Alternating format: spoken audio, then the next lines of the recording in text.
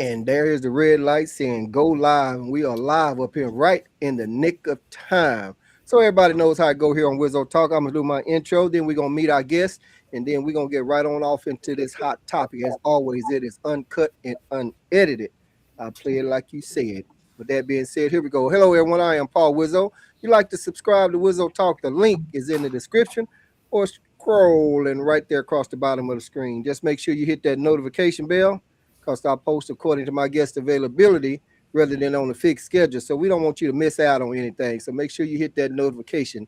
Hopefully everybody is sharing this. So if you're not sharing it now, maybe you'd like to share it later. I appreciate it. If you'd like to be a guest on Wizzo Talk, by all means, hit me up in the comments, hit me up in the chat, send me a smoke signal, carry a pigeon, hit me a message on Paul Wizzo, and we will get you on the show. And don't worry about a topic because I got plenty of them. Don't worry about that. And remember, if you're watching this from Facebook, by all means, hit the like, share, subscribe. There's a link in the description to subscribe. Excuse me, subscribe to my YouTube channel. I appreciate that very much. With that being said, ain't nobody mad but the devil. We're gonna meet our guests. We're gonna work the room. Usually, I start with the ladies, and that's how I start with it. So let's get you down on the bottom right, Miss Flowers. Well, hello, Two Flowers. What you want to know? I'm Would you just new, my first okay? time. Okay. Your first. Do you remember your first time? Okay. I Anyway, do. okay. So Fast, that's good. Wizzo. That's good. You're I taking do. her too We fast. I we just do. wanted to say, just introduce just your whatever you want to say to the people, your little introduction. Two flowers, and that's cool right there. Okay, Okay. But okay. wait a minute, you have a business or something, right? I do. Two Flowers Boutique, where we believe that when you look good, you feel good, and you do good. Okay. I'm a veteran, Army nurse. Okay. Yeah, And how do people find your website? Two Flowers Boutique. Two Flowers Boutique. Okay, y'all check it on there. Yes, See Two what you're doing Flowers with it on all platforms. on all platforms. All right, let's go on across corner over here to Miss Phil. Hello, I'm Phil Net. Glad to be here and ready to share my ideas and hear some ideas. All right, that's what's up. Sharon here, Miss Beautiful Soul. What you got there? Good evening, kings and queens. It's the only, the one and only beautiful soul. I'm a poet and an artist. I'm trying to be cute and think I because I'm like the that. business Look, on I here. like So, that. We get it. Yeah. but yes, beautiful soul is my artist name, and I'm an artist of many All right. forms. I do poetry, I do abstract art, I sing a little, not no Beyonce, but I sing a little, wrote a couple songs and things, and Okay.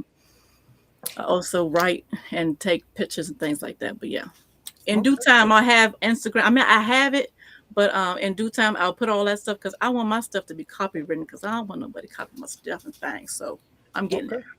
Gotcha. So let me ask you this before we go to our next guest. So I go to Colleen a lot, and they have an open mic and poetry night. Have you? Okay, you be over there too Zodiac at the Zodiac. at Zodiac. Yeah, I saw it That's where pop I up, be. so I'm Indeed, trying to check indeed. that out. Sure enough. All right, Oh, that's I'm what's about to up. check you All out. right, What let's Every move time is on. first that? Thursday, 7 p.m. Say again. Every first Thursday of the month at 7 p.m. Okay, More gotcha. like 8 because you know us black folk. Yeah.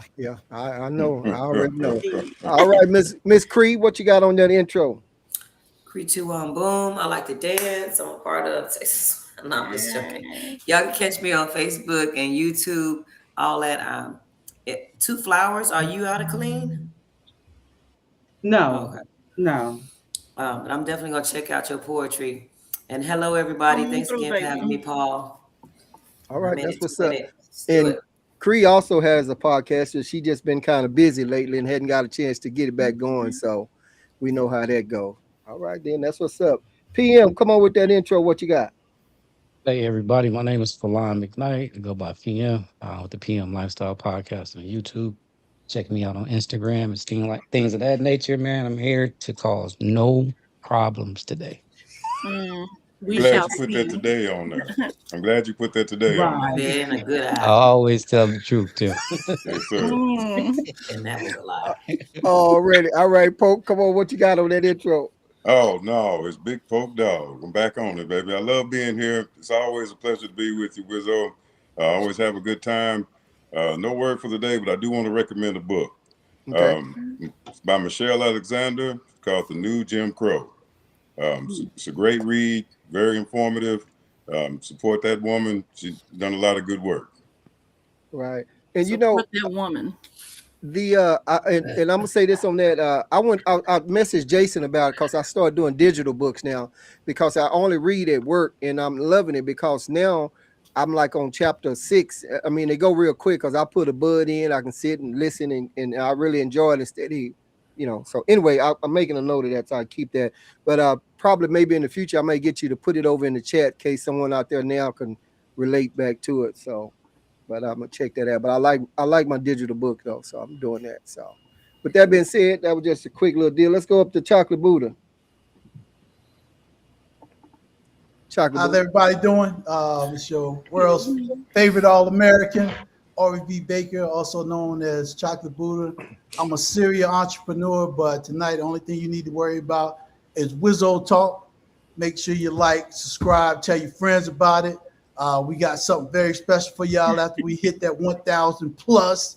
So focus on that. Y'all learn a lot about me later. That's all I got for y'all today right now. All right, that's what's up. All right, Jason, what's up with it? Yep, Jason, Wizzo Talk, where you can find me normally. Every now and again, when I'm privileged, I can get a little bit of that PM lifestyle and get on there.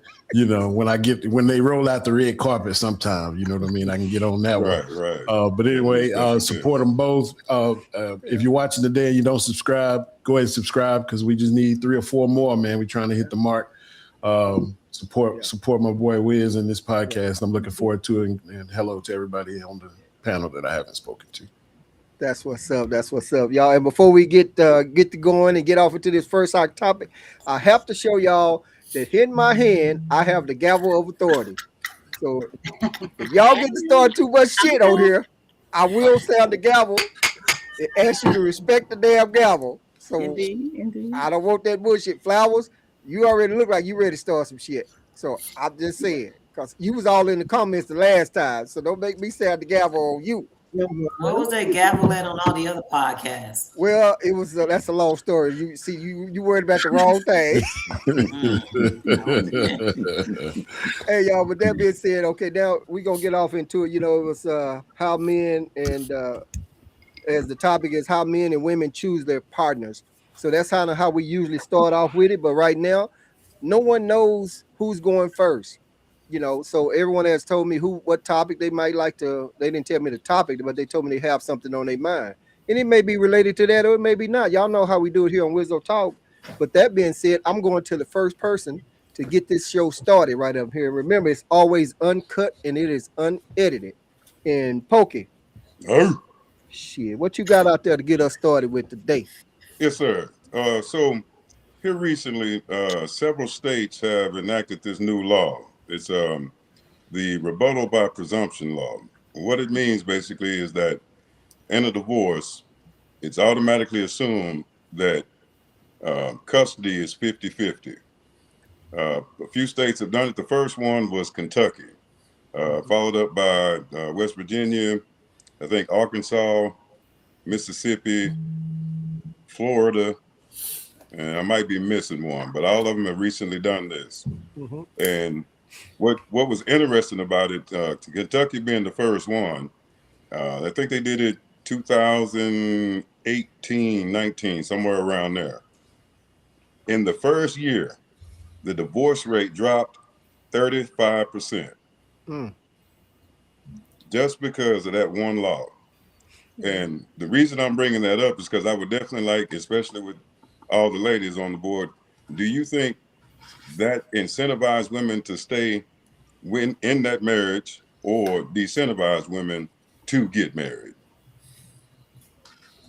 And the floor is open, ladies. So who like to tackle that first? And then the silence. Well, I come out too strong. Okay, for Beautiful Soul, let's jump on it then. What do you You think? gotta flip the verses out and shit. Yeah. Okay. I wasn't paying attention. Well, damn. Well, damn. What's love Because got to I'm do going with through it? divorce myself at this point for the 3rd time. Okay. 1, So 2, 3. So Beautiful Soul, we lost you at 50-50. indeed. We have 4 children together. And I try to be peaceful and shit like that, but it's a Right. certain And extent. that she is. There's a certain extent where it's enough type shit. Like Right. I do my part, you do yours. We do for the kids, and that be it. Like ain't no tit for tat no more. We done, nigga. Like what the fuck? Right. So Okay. I'm just saying. Basically, that we don't I care don't about want no to put too much laws. out there because I don't want to say I hate him, but I don't. I'm not You just into did. You that hate. You anymore. Like hating. he be him, I be me. We be parents, and that's what it is. What it is. Okay. No But 50-50. Okay. no, look, it's 50-50 with me, but that nigga there, I don't know. I don't know. 'Cause I've been trying. I've been working, but every single thing I do is negativity all the way. Even though he's the one that did most of the dirt and shit, I take accountability. I did my thing, but Well, let me ask you this on that note. I mean, I hear you referring to him as this nigga there. Y'all have kids, right? we do. So I was said it he 4 times. was he that nigga when y'all was together then, or he just that nigga since y'all ain't together? Well, it can mean both Okay. ways. He can Okay. be that nigga, or he can be like that nigga. Okay. So, how do I say this? What he talking about? I say after real truth, talk some shit. All right. Well, Beautiful yeah, soul. you can check out the comments, but you go ahead. What you saying, PM? Who cheated first? You or him? He did. He did. So you just returned the favor. After 21 years, yes. It took you 21 years to return the favor. hmm Well, I would say 20 years because So we just so he cheated once, and then 20 years later, you decided to cheat. no, he didn't cheat once, baby. Okay. Well, let So he me cheated. ask you this so we can make sure we get everybody else involved in also. So you're not for the 50-50 or you are for the 50-50? I'm for the 50-50 as long as it's really 50-50. Because if I do my part, you do your part, we should be gravy. But if I do my part and you over here acting like a child, it ain't 50-50. All right, cool. Cree, what's up with you? What you think about it? Talk to me, baby. Well, not about your personal situation, because women just get so fed up and tired with men. They put up with so much stuff. It's like, Jesus Christ. But anyway, I don't think we care about the law. I don't think we even part of the lawmaking. Like, I really don't. I think women and men, or women, as far as getting a divorce, is because we're tired of having to depend on men and dealing with their shit because we're dependent upon them. So now we're becoming independent. Not independent woman in the sense I don't need a man. Right. Don't take that as that. I'm talking about the women that I've seen, and it might not be a large, but it is a lot of women that I've seen put up with a man's stuff, deal with his stuff, and garbage and trash. And I'm sure he dealt with her trash too. Yeah. But to the point where they don't want to deal with it anymore. They'd rather go find somebody new or deal with something new instead of the old. I'm an advocate for keeping families together as long as it's not an abusive relationship, mentally or physical. So And each his own. Like I don't believe in taking advantage of nobody because I don't want to be taken advantage of. So all right. And guys, we're gonna let y'all kind of go last, but I'm gonna make sure we hit up the ladies first. And Cree, you also advocate for telling women to keep their legs closed, right? absolutely. And what Especially I said, if it's not working out after the first kid. Don't have more kids. Don't bring more kids in the situation. right. That's my Right. personal opinion. I didn't do that. And Right. I'm definitely an advocate for that. So And you know what I've said after that when you said about keeping the legs closed, because there's still a couple other holes that can be used, but we won't go there. Hey. So let's go to Two Flowers. Flowers, what you got to say about it? Come on with your virgin self. Well, I feel it's unfortunate that there needs to be a law, to make that a reality. I absolutely agree with it. Okay. Period. 50-50 period, no doubt. Yeah. And folks said something else along that lines. What was that, Pope, about that? Well, the end part was, do you think it incentivizes women to stay married or decentivizes women to get married? Okay. Okay. Well, you can let it marinate unless you got something else. Yeah, All right, let's see what Phil got. Then we're gonna start with the guys, see what the guys thought. Well, I think a lot of times it probably has to do with how much you have. What what amount is 50-50. Like if she was a stay-at-home mom and didn't have, a primary income, and she was solely um dependent on his income, then I can see it being a situation where she tried to stay. Um, but if the situation is bad enough, it doesn't, no amount of money is worth staying to be abused, whether it's physical, verbal, emotional. Period. So it's just about what you're willing to put up with, because as we know, people, and this, when I say people, I mean men and women, they stay in abusive relationships for various reasons. And sometimes, a lot of times, money isn't even it.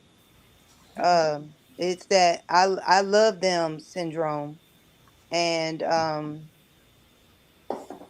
so, you know, it I mean, sometimes it's a financial situation and sometimes it's an emotional situation where people want to stay. It may not necessarily be dictated by a law, because you have like Texas um, a common law state. So if everything has to be split. It doesn't matter, you know, what you got. You have to say it in the divorce decree how it's gonna be split. Otherwise, it's supposed to be automatic, whatever, split halfway down the middle. But I'm 0 for 3 too. So it's what Okay, all right then, and we still got to ask, if we thinking it's incentivized or decentralized. But let's see what the guys got. Which one of these guys want to throw Can I something out make a there? comment? Oh, go ahead. Yeah. 0 for 3, meaning you've been married 3 times and now you're not married anymore. exactly. Okay, it's not a negative thing, because people are only meant to be in your life for a certain amount of time. That whole forever stuff is a fantasy. That's not reality. And So when people say it, like they think it's a negative connotation, because I'm telling you, I'm gonna keep going until I get it right, because I don't want to be out here in these streets.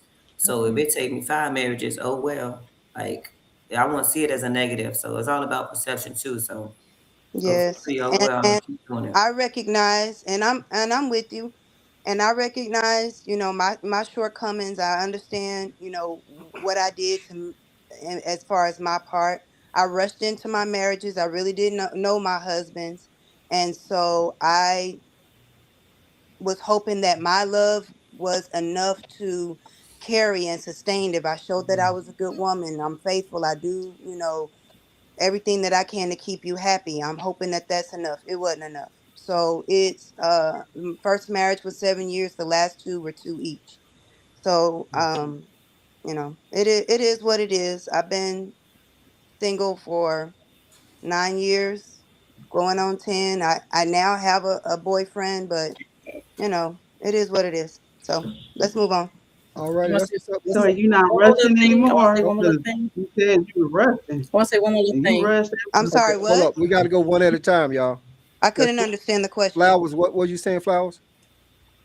I said, have you changed in that rushing department? Because you said Yes, you just kept yes. rushing. Finally You learned my didn't. mistake and got to know myself better, because I got married the first time when I was 24.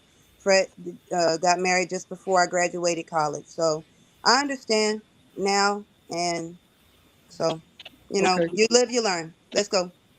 All righty. I think before we go to PM, the guy, beautiful soul, did you say you think say something? Real quick, because I said I'm getting divorced for a third time, but I just want to correct it. I've been married to the same man, but we've been, I call it the yo-yo effect, from 24, 25, and this year. I've been trying to give him chances and all this type of stuff. He did not get the efforts that he was supposed to give. He would promise and do the things that he's supposed to do in the beginning. And then once I'm about to cancel the divorce, how you call it, the trial or whatever it is, Yeah. then he act back to his old ways, stalking and doing all type of stuff. He's Okay. narcissistic, and he was terrible. But Okay. I'm just saying, I was married to the same man. I was a faithful woman Y'all until was divorced 3 times? certain time. confused. I Yeah. just I'm a sexaholic. I need some. So You almost said you need some head, but It I sounds need like to she go to. I need to go said. to. I need to go. I need to I get. don't Let know me, if y'all be sensitive words and things. So I, now we try don't to censor say it shit like here. So if you need yeah, I need your some. pussy, ain't Say married, that that's shit. what you need.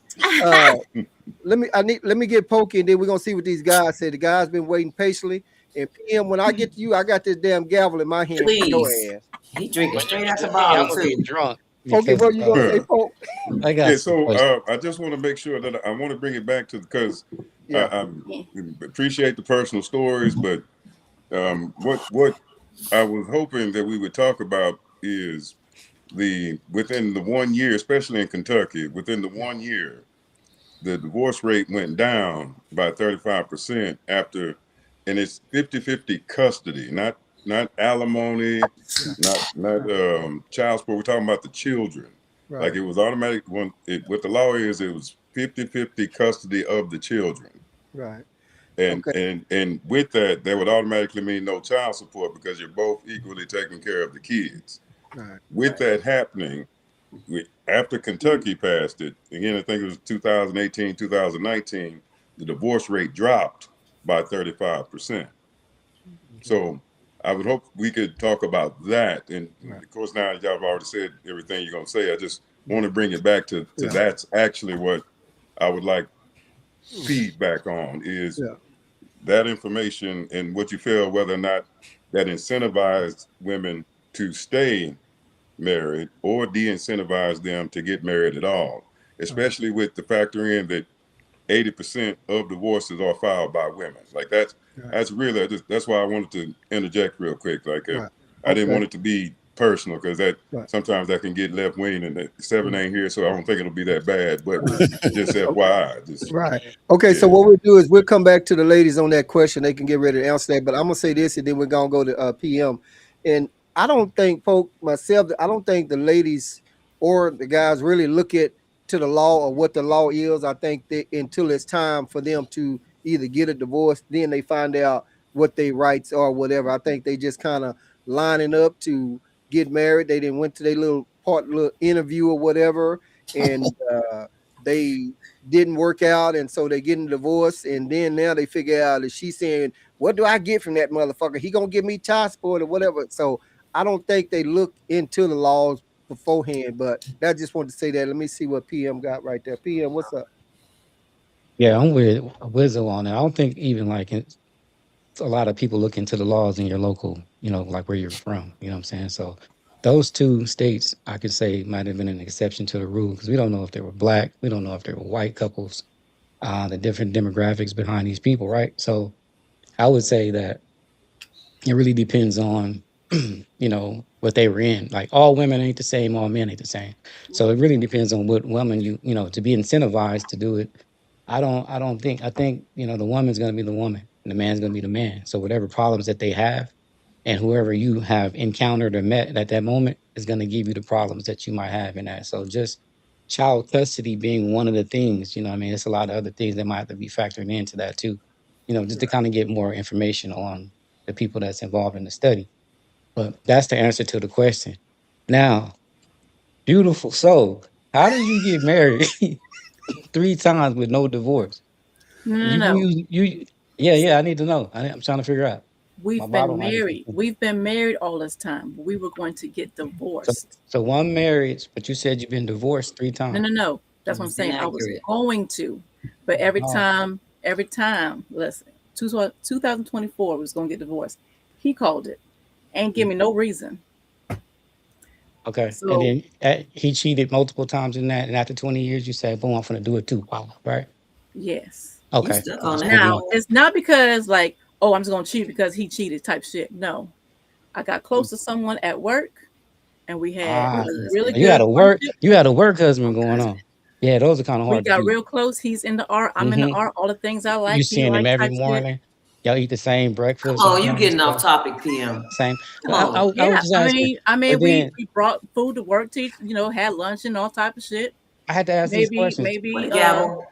And then Phyllis, that's your name, yeah? The Phil one No, Mack. that Phil, Phil, you got married 3 times, right? because you said you got kind of rushed into it. So you have a boyfriend right now. Would you jump into that same situation with this new guy if he just said, "Hey, baby, I love you. Let's get married"? Would you get married again right now? No, not right now. I'm Wait a Okay. still, minute. I am, like Wait I a minute. said, Wait, hold on. I am, have learned from my mistakes. I recognize what I did wrong, and I don't want to be in another unhappy relationship. So I have to do what it takes to make sure that I'm not in that same situation again. We we did break up for about 3 months, and we just recently rekindled our relationship about 2 weeks ago.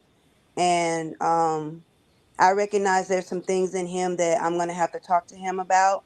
We're starting off slow, and he's from Mexico City, but he's been here since he was 16 years old, and he's 51 now. So he has a good job. He takes care of his family. He does, he's a great provider.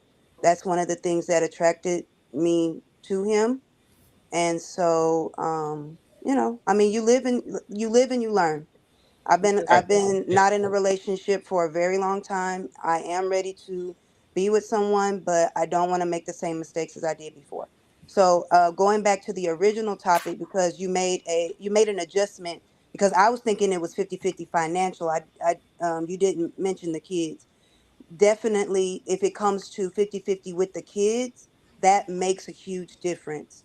Because if you get a divorce and only one person, is providing for the children, then it makes it's the financial burden is heavy on only one person when it took two people to make the kids.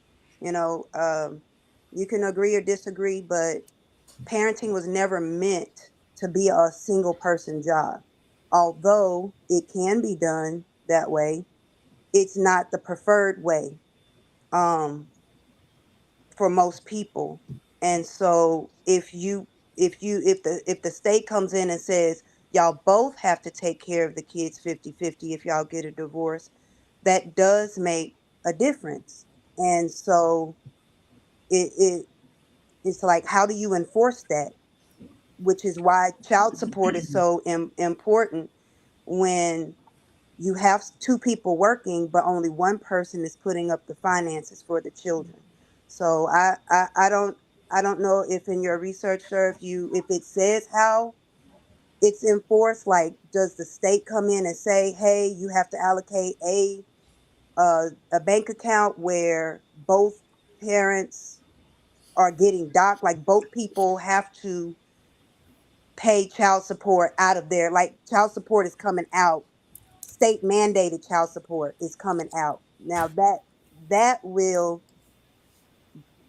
probably be a big factor too. Or are you going on the honesty track? Well, I'm expecting you. I'll keep the kids 2 weekends. You keep the kids 2 weekends, and we both are providing. Are you really trying to make sure that both people are just being honest and do it that way, or is it state mandated? So I think that clarification needs to be made also. All right. Well, So let's go. Hold on, Poke. I know you want to come in, but I haven't got to Jason and I haven't gotten to Chocolate Buddha yet. So I got to get them and then I'll come back. But let me go to Chocolate Buddha.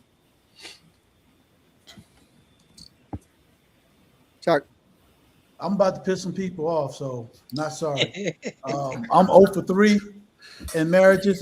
First, I started off with, hey, shout out to everybody that served in the military. I did 20 years in the Army. Go Army. well, First, going for the 50-50 custody. It sounds good. I think that it does work with keeping some people together, because I think some people, when they get married and you have children, the focus on divorce is the child support and alimony, at least in my situation. I'll just give you a brief synopsis of why I say that. My first divorce, my first wife was in the Army. She was not looking for child support. She just found somebody else that she felt was better than me. I loved the Army more than I loved her, so she went her separate ways. We both cared for my son very dearly. We're still friends to this day, but that was her focus. My second one, the only thing she wanted was money. She actually wanted to have kids because of this. And when the divorce happened, she wanted child support, alimony, palimony, horse pony, everything that she can get. And the court, they gave it to her. They gave it to her hook, line, and sinker. And because I was an Army guy and they brought up the PTSD and stuff, she was getting almost $3,000 a month. And they didn't give a damn about what my situation was. Even when I was out of work, they still said I had to pay that money. Third wife did not want child support, did not want anything. And that's why we did a redo on her. Again, the reason why I said this is because I put in the comments that marriage to me is more about a contract than love. It has nothing to do with love in my experience. People that, bless you, people that usually love each other don't really need to get married. And unfortunately, some people that get married, even if they say it's for love, when things go south, whether they do the research themselves or somebody's in their ear, they tell them about how to get the money. And unfortunately, it's usually against the man. I say usually against the man because in the Army, and that's why I stress the Army, there's a lot of Army women out there when they got divorced, that weak ass, soft ass, bullshit ass man took them to court and tried to drain them for money and tried to get the kids because they felt that they should get money from them. So again, back to the 50-50 custody, I think, yeah, it probably will keep them together. And unfortunately, not because of the love of kids, but for the love of money that they won't be able to get because it's 50-50. And the last thing I want to say on this before I yield the mic and give it up to my brother Jason, I feel that unfortunately, child support is biased against men. And everybody that knows me on this, I'm usually try to be even. I'm all about women, but from my experience, it's been focused on what's the guy got to do and give for it. I was in court one time and the judge told me point blank, this child support is not for you to see the kids. You don't have to be there for Christmas. You don't have to give them gifts. You just give them money. And if they want to talk to you, then they'll talk to you. If they don't, you see about working it out after they turn 18. I yield my mic. All right, that's what's up. So we're going to hit up Jason Polk, and by then the women have a comment on what Phil was said or what's been said, and we'll see what that. And if not, then we make one more little pass, and then we'll move on. Creed, don't fall asleep now. If you need to take a nap, we'll wake you up. Don't worry about it. All right, the hangover. Yeah, I'm on tacos. The drinks that came with the tacos. I'm gonna start with the answer to what Polk was talking about. I did understand what you meant when you said it at first, and I think that in speaking in generalities, that in those particular states, I've seen those numbers before you mentioned it. I've seen those numbers. Definitely a deep dive I did with the Kentucky one in particular. I think that it has a lot to do with it because, like Buddha just so eloquently explained, that child support, man. If you're a man that's been getting out and getting it, you got horror stories if you've ever had to, change relationships like a musical chair and start paying out cash instead of, because every time every man will agree with me when I say you always gonna pay more in that action than you were paying when you were living there and happy. You know what I mean? I was spoiling my boys. You know what I mean? I'm talking about, I don't know if you can get a VIP ticket to Six Flags. You know what I mean? That's where they assign you somebody with a jacket, a sport coat with an emblem on it, and they carry everything for the kids. You don't wait in no lines. I ain't talking about a flash pass. I'm talking about not waiting in line. You go up to the front, you get on the ride. If it's hot and you want a snack, they put somebody out of the restaurant with the AC so you can sit down. Like, I was paying for those type of tickets for my kids, and I still wasn't paying the $3,000 a month I was paying after I left. You dig what I'm saying? So it ain't gonna never be fair. It ain't gonna never be equal. It's always gonna be heavy on the side of the man. So when you have a state like Kentucky and these other states that take away that incentive, it is an incentive for some. And I'm not saying that women are out here just trying to get a divorce to get money. Yeah, some heinous people out here like that, right? But I'm not even talking about them. I'm just saying in general, if a woman is weighing out her options, and this is my opinion as a man, if a woman is weighing out her options, whether she gonna stay or she gonna go, I don't know that money plays so much of a part in it, depending on how the woman was living her life in the first place. Because like Cree pointed out earlier, a lot of these women are independent. They don't need the money. They don't need all this stuff that we got going on anyway. And it's cool. If they want to leave, they leave. So I don't think that 50-50 thing would deter them, right? So I think it may have had an impact, especially in that area and in that state, when you look at the economics of that state and the citizens of that state. But I don't think it played such a major role that if that was to be something that was nationally done, even though I'm a proponent for it, I don't think that it's something that if it was nationally done, that it would have the same drastic effect that it did in Kentucky in particular.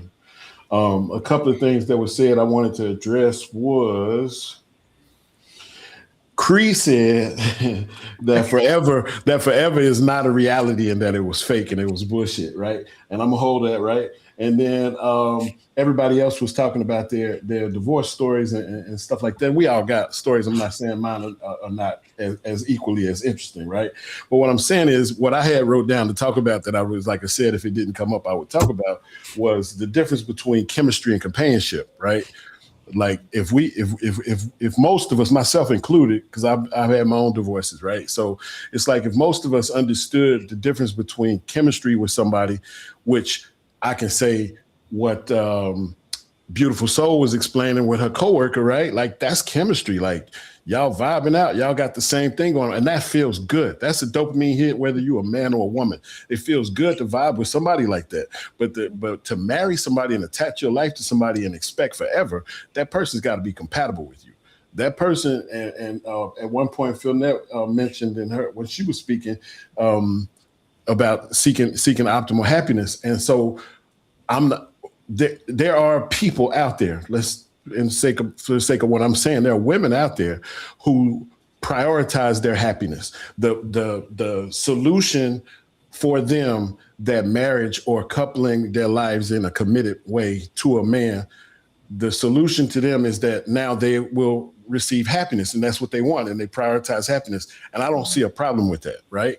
And then you have some people like myself who maybe the stability and the support that this woman can give me is more important than my own happiness. So I'm not even looking to be smiling and happy and clicking my heels every day, right?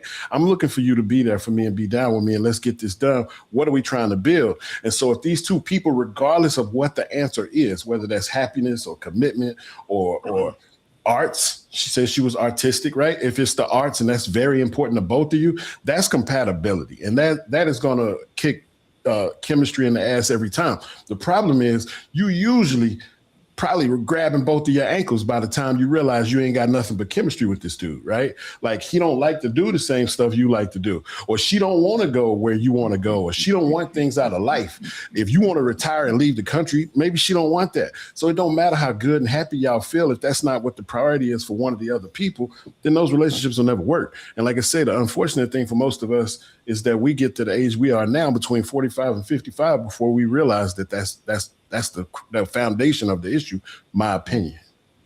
Gotcha. All righty. What I'm gonna do, I gotta go to Pokey next, and then but before I do that, Cree, I'm gonna ask you this, but don't answer yet because I can see what Pokey got to say.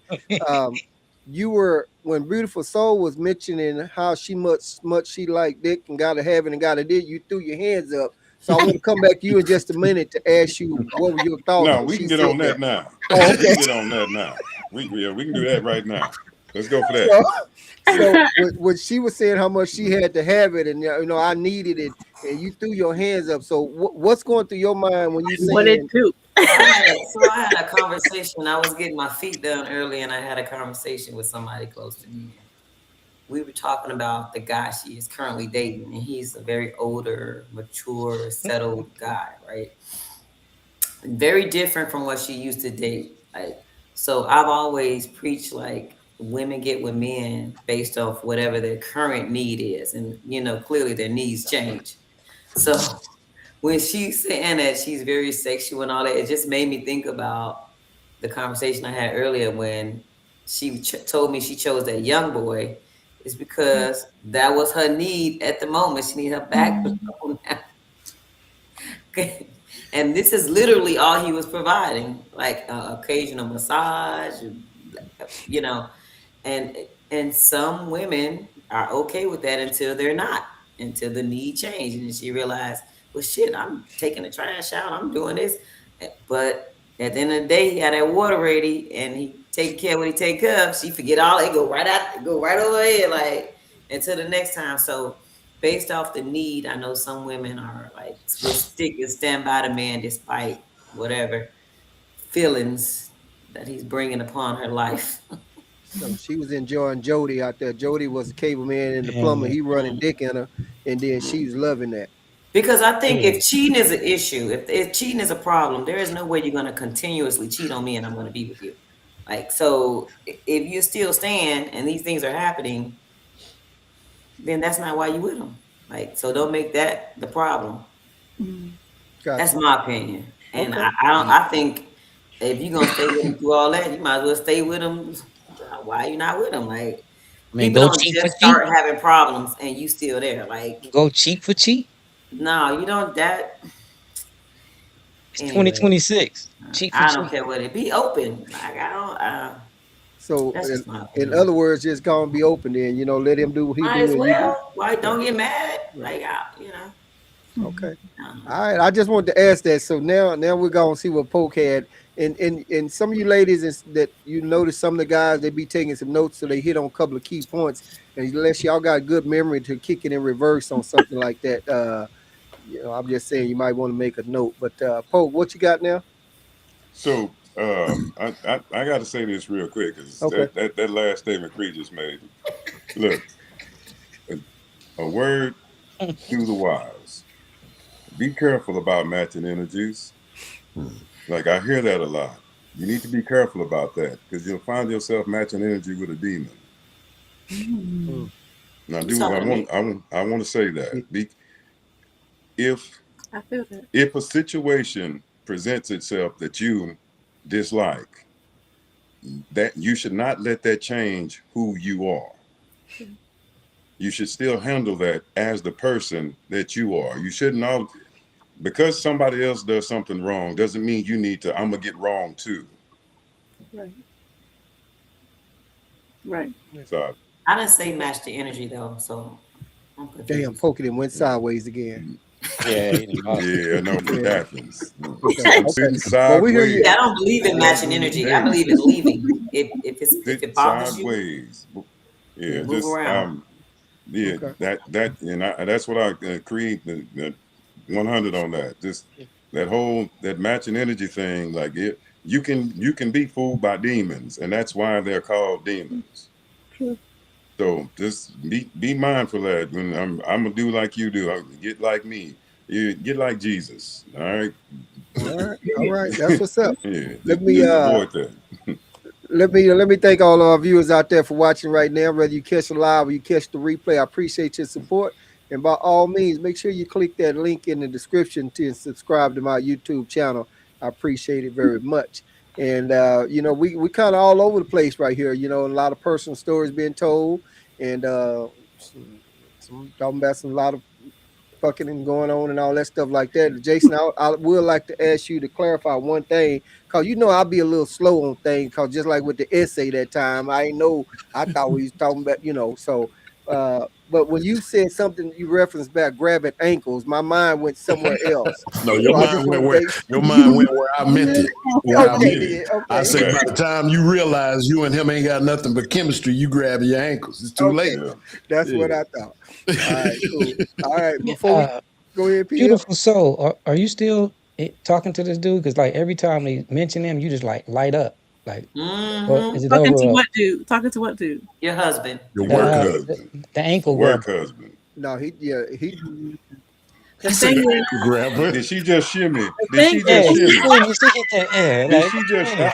Maybe I I tell, missed and that. now Did she she grabbing just air. shimmy? Look at it. She grabbing air. That body language is telling everything. so we Giddy can still work even. together, but he kind of gave me the ghost. Ah, He ghosted me type thing, but I still love him. I don't give a fuck. I still love him. Oh so my you God. ain't you you love ain't him. lunch. You not lunch break boo no Ghosted more. you. But look, we see each other in the hall almost every fucking day. And Lunch it's like break it boo. hurt and it feel good at the same time. That's that Because love and pain. yeah, Wait, what feels good about him ghosting you? Yeah, No, what feels good No. about that? no, I'm not saying it felt good about him ghosting me. It feels good to see him because we share so much. We was together off and on for 3 years. Damn. Off Yeah. and on. Because I Publicly? was trying to work it out with this husband of mine. Okay. With this Okay. husband of So mine. Nah, He you was, you was So you was confused. You was cheating. confused. You was no, confused. no, no, I wasn't It's, confused. it's No, okay. It's okay. You it didn't know wasn't. which way to go. No, I knew which way to go. You was lunch break boo. Troublemaker, PM. You The a husband, trouble. You was lunch break boo from 8 to 5, and then you was no, wifey listen, no, after that. no. You just Look told like me you Flowers didn't I'm agreeing know. trying with not that. to. I'm I trying rest to my say too case. much about this ex-husband. He was narcissistic, controlling. Don't down him like He's that. Let's Don't let's do it. let's No, define I'm that. just Can we define that though? speaking Wow, facts. you got a whole nother Can we He's not here define to that? he's not here to defend Okay, himself. one Hold at a on, time, hold y'all. One at a on, hold time. on. I just have a quick question just for reference. Can we, you called him narcissistic. That's cool. Can you define what that means to you, please, for me? Okay. Dun dun dun. On the daily, I give him love and kisses and things when he's walking out the door. He just walks out the door. When he comes home from work, he passes right by me. We ain't had no argument, nothing. He goes greet the kids. We go out to go eat. He hurry up and eat something just to go home to go watch some Walking Dead reruns type shit. And I'm here. He didn't spend time with me type shit. But when I go out with my homegirls, he get off of work and he come try to watch me and see if I'm fucking with somebody. But then the nigga don't want to come spend time with me on the regular. Our daughter slept in between us in the bed every fucking night. So I'm crying because I can't cuddle up on my man, even though he's right there next to me. So little shit like that. Okay, and I understand that is all problematic behavior. I'm not condoning any of his behavior, but none of that amounts to narcissism. Like it's women, and I'm gonna be. My opinion is that it's majority women, but it's a lot of women dealing with real narcissists, with men that are trying to put poison in their food just to get them sick. Like that's narcissism. That is extreme, and that's also less than 1% of our population. So I know that that's a buzzword, and so I wasn't sure that you weren't experiencing that. That's why I asked you to define it for me, because some women really are, but more women are using it as just a popular term. So I was just trying to get straight on what you meant, but I'm not disputing anything you're saying. It's many more things, but I'm not trying to tell my whole life story. And then again, I'm not trying to down him. I'm just stating facts on things that how he treated me and what he did towards me. Right. And you didn't have to give me real word examples. You could have just gave me your definition of it, and I would have been cool with that. I'm not trying to get you to blast him out like that. That's not what I'm here for. Right. And let me say this, and I think we need to see who want Phil or whoever want to say something after that. My daughter sent me this, says, y'all might can look it up or whatever. A woman gives her husband a laxative and super glues his butt cheeks after she catches him cheating. And she's in jail. Huh? Say again? Yeah. Y'all saw that? Yeah, she didn't throw her life away for it in there instead of like hell to be cheating shit. Now you in jail and hell he having a run at it. So anyway, I'm just throwing that out there as we was talking about narcissism. It's probably still worth it for her because it's probably still worth it for her because he didn't wake up while she was playing with his butt, so she knew what it was. Yeah. So he was out there doing. Okay. Anybody else? Phil? Anybody? Before we get ready to switch to see who else have another topic before we get ready. I got one more. Okay, you got something else you gonna say? But I can wait. Okay, Phil. Can I comment on? Is it beautiful?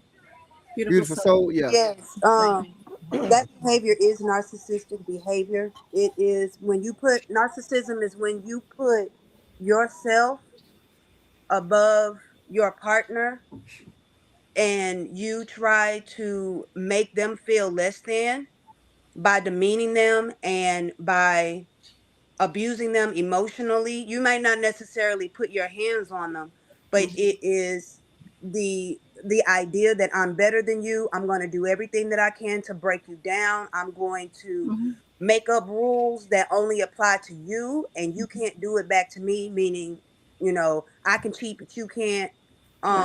They do tit for tat, but they don't want you to do the tat. They can do whatever they want to you, and you're not supposed to say anything. That is narcissism. I lived with it. And so I do agree that that is narcissistic behavior. He put his feelings above yours. He put his feelings above the family. What you're not supposed to do is leave me at a restaurant with the kids so that you can go watch TV. Excuse me. We are a family unit. If we go out to eat together, we leave together because we're a family. We're not going in two separate cars so you can leave later on because you feel like it. So yes, he is emotionally abusive to you. I do agree that it's narcissistic behavior, and you didn't deserve to be treated that way. On top of him cheating too, yeah, and then he kept on doing it because he knew you were gonna stay, and he knew that you weren't gonna cheat back. So yeah, narcissist. I agree. Anybody got a comment? And I think She did cheat back. She said Oh, she yes, cheated back. Allegedly. Okay, it took her 20 years. Come on now. Listen, If- I'm not getting into nobody's Allegedly. timeline. I'm not getting into nobody's timeline. No, you can't say, oh, if he cheats 15 times over 20 years and she did it one time, okay, yeah, she did get him back. Hell no, that wasn't getting back. Who Forget said that. What? Don't y'all get married for better or for worse? who condoned Now And cheating so ain't I for better thought- or for worse. Okay. That it is not Who in the same. That is condoned- not in the same scope. It don't mean the same thing. who condoned his behavior? I feel like this is a straw man argument you're making because nobody's defending this guy. Not one person. Well, it was said that she got him back after 20 years. To me, no. No. she didn't even I begin to get it back. I pointed out that she said she was also doing it. She said it took 20 years, and she could be telling us the truth. It could have took 25. I don't know their life. That's what I'm saying. I'm not getting into the timelines, but she said they were both doing it. She just told you about the guy at work that she says she still love. 3 Like years. listen, I'm not saying but I'm she's saying- wrong. I'm saying nobody's defending him. You're making an argument like he's being defended, and he's not. Well, you said that wasn't narcissistic behavior, and I don't. and I agree. still don't. That's still his don't think that's opinion, so we- narcissistic. I- That's just my opinion. And I'm just saying that And I don't. yours is yours. I disagree with We that. got Yeah, gavel. right. Yeah. we're good. Creed. We ain't good. got to the gavel yet, Creed. Come on. I can't tell. All right. Let's, Gavel time. before Gavel we get ready to time. switch, what was you figure to say, Beautiful Soul, before we switch up? I was going to say also, he didn't want me to work. He wanted me to work from home, or he wanted me to work where he works so he can watch me. I wouldn't trust you at work neither. You have a work boo. Yeah, I'm just What you saying. talking gotta about? set I do yourself not right trust with you, that. beautiful soul. I've been knowing you 40 minutes and I'm scared already. I wouldn't leave you alone in a Walmart dressing room by yourself. By No. yourself. Okay. No, you have a beautiful soul. I'm just playing. Let's switch gears right quick. Let's see what the next. Wizzo, Oh, one thing real quick. Uh-huh. All right, so I am a stickler for definitions, and I guarantee you, Beautiful Soul, Phil, Tree, Two Flowers, y'all have not dealt with the textbook definition of a narcissist. And I'll give you examples of why I say you haven't. Because a textbook, professionally diagnosed narcissist is going to be somebody like Ike Turner. A textbook narcissist is going to be somebody like Puff Daddy. Those are textbook narcissists. Joe Like, Jackson. Joe Jackson wasn't I a see you, Creed. narcissist. He might have been a little extreme, but he cared about his kids. He was cared about his abusive. He kids. was a Like, lot abusive. Yeah, like Napoleon Bonaparte. That's a textbook narcissist. I got you, Creed. I see you next. Y'all have not dealt with people like This is that because you intentional. would still be ruined right now. Right. And it might scare you to talk about said textbook narcissist. Like it, and again, I'm making sure that I'm stressing textbook. The word narcissist, just like how toxic has become, once it becomes part of the lexicon, we can make it mean anything. Just like how when high value man became something part of the American lexicon, it started just meaning whether you make money, and it would be people who weren't textbook high value man would still say that as a way to try to get one up on somebody in a conversation. I just want to stress that a textbook narcissist is not, I repeat, not something y'all have dealt with, because you would still most definitely be damaged by it. Right. All right, And I, Chris. So and I mean that fully. And I'm not trying to belittle whatever y'all done went through. Ain't saying there was no pain involved. Ain't saying there was no hurt involved. But if we're talking about what a narcissist is, you have not had a puff daddy in your life. right. Well, I turn. Okay. Or so, I turn. So Creed, let's But get your comment, Creed. The and reality then come is with your Big topic. Poke. The reality is, Big Poke, you have no clue what we have experienced in our life. You have no clue how much damage we still are dealing with and fighting with now. It's a reason why women keep having failed relationships and keep picking the same guy or the wrong guy or the bad guy or whatever guy over and over again. So I completely disagree with you because you don't know what kind of experiences we had. And we are. And I can tell when I hear Phil Nat talk that she is still kind of messed up from the stuff she done dealt with. And I already know my own personal experience. So, and I know other women personal experience. So I beg to differ. I've read the textbook definition that you keep emphasizing on many and plenty of times. And it's real simple, actually. So I just disagree with that. That's it. It's not a big deal. It's nothing to argue about. Now, what's your topic? Beautiful Soul did not describe Ike Go Turner. ahead. She did not just describe Ike Turner. She didn't. I'm sorry. Beautiful Soul did not describe an Ike Turner. I'm not sure what Ike Turner has to. Okay. Let me do this right here, y'all. I just got a message. PM, what was you gonna say, PM? He want to go next with his question. Yeah. No, I mean, Go ahead, PM. I say this, man. I mean, like, topic. Oh no! Don't be trying to tell me what to do, Free. No, Cree, you coming next with the topic. It was your topic. Nah, Yeah, but I'm just saying. he had like, a question or something. Go ahead. the behavior, you know, each one teach one. I mean, each his own. Whatever experiences. You're not trying to take away from your experiences, Right. but there are some real crazy people out here. You know what I'm saying? And I don't really think that y'all ran into no crazy person, because the way you reply is like the men can't meet a female narcissist. You know what I mean? So we got to keep that in play. It can go both ways. It's not just men.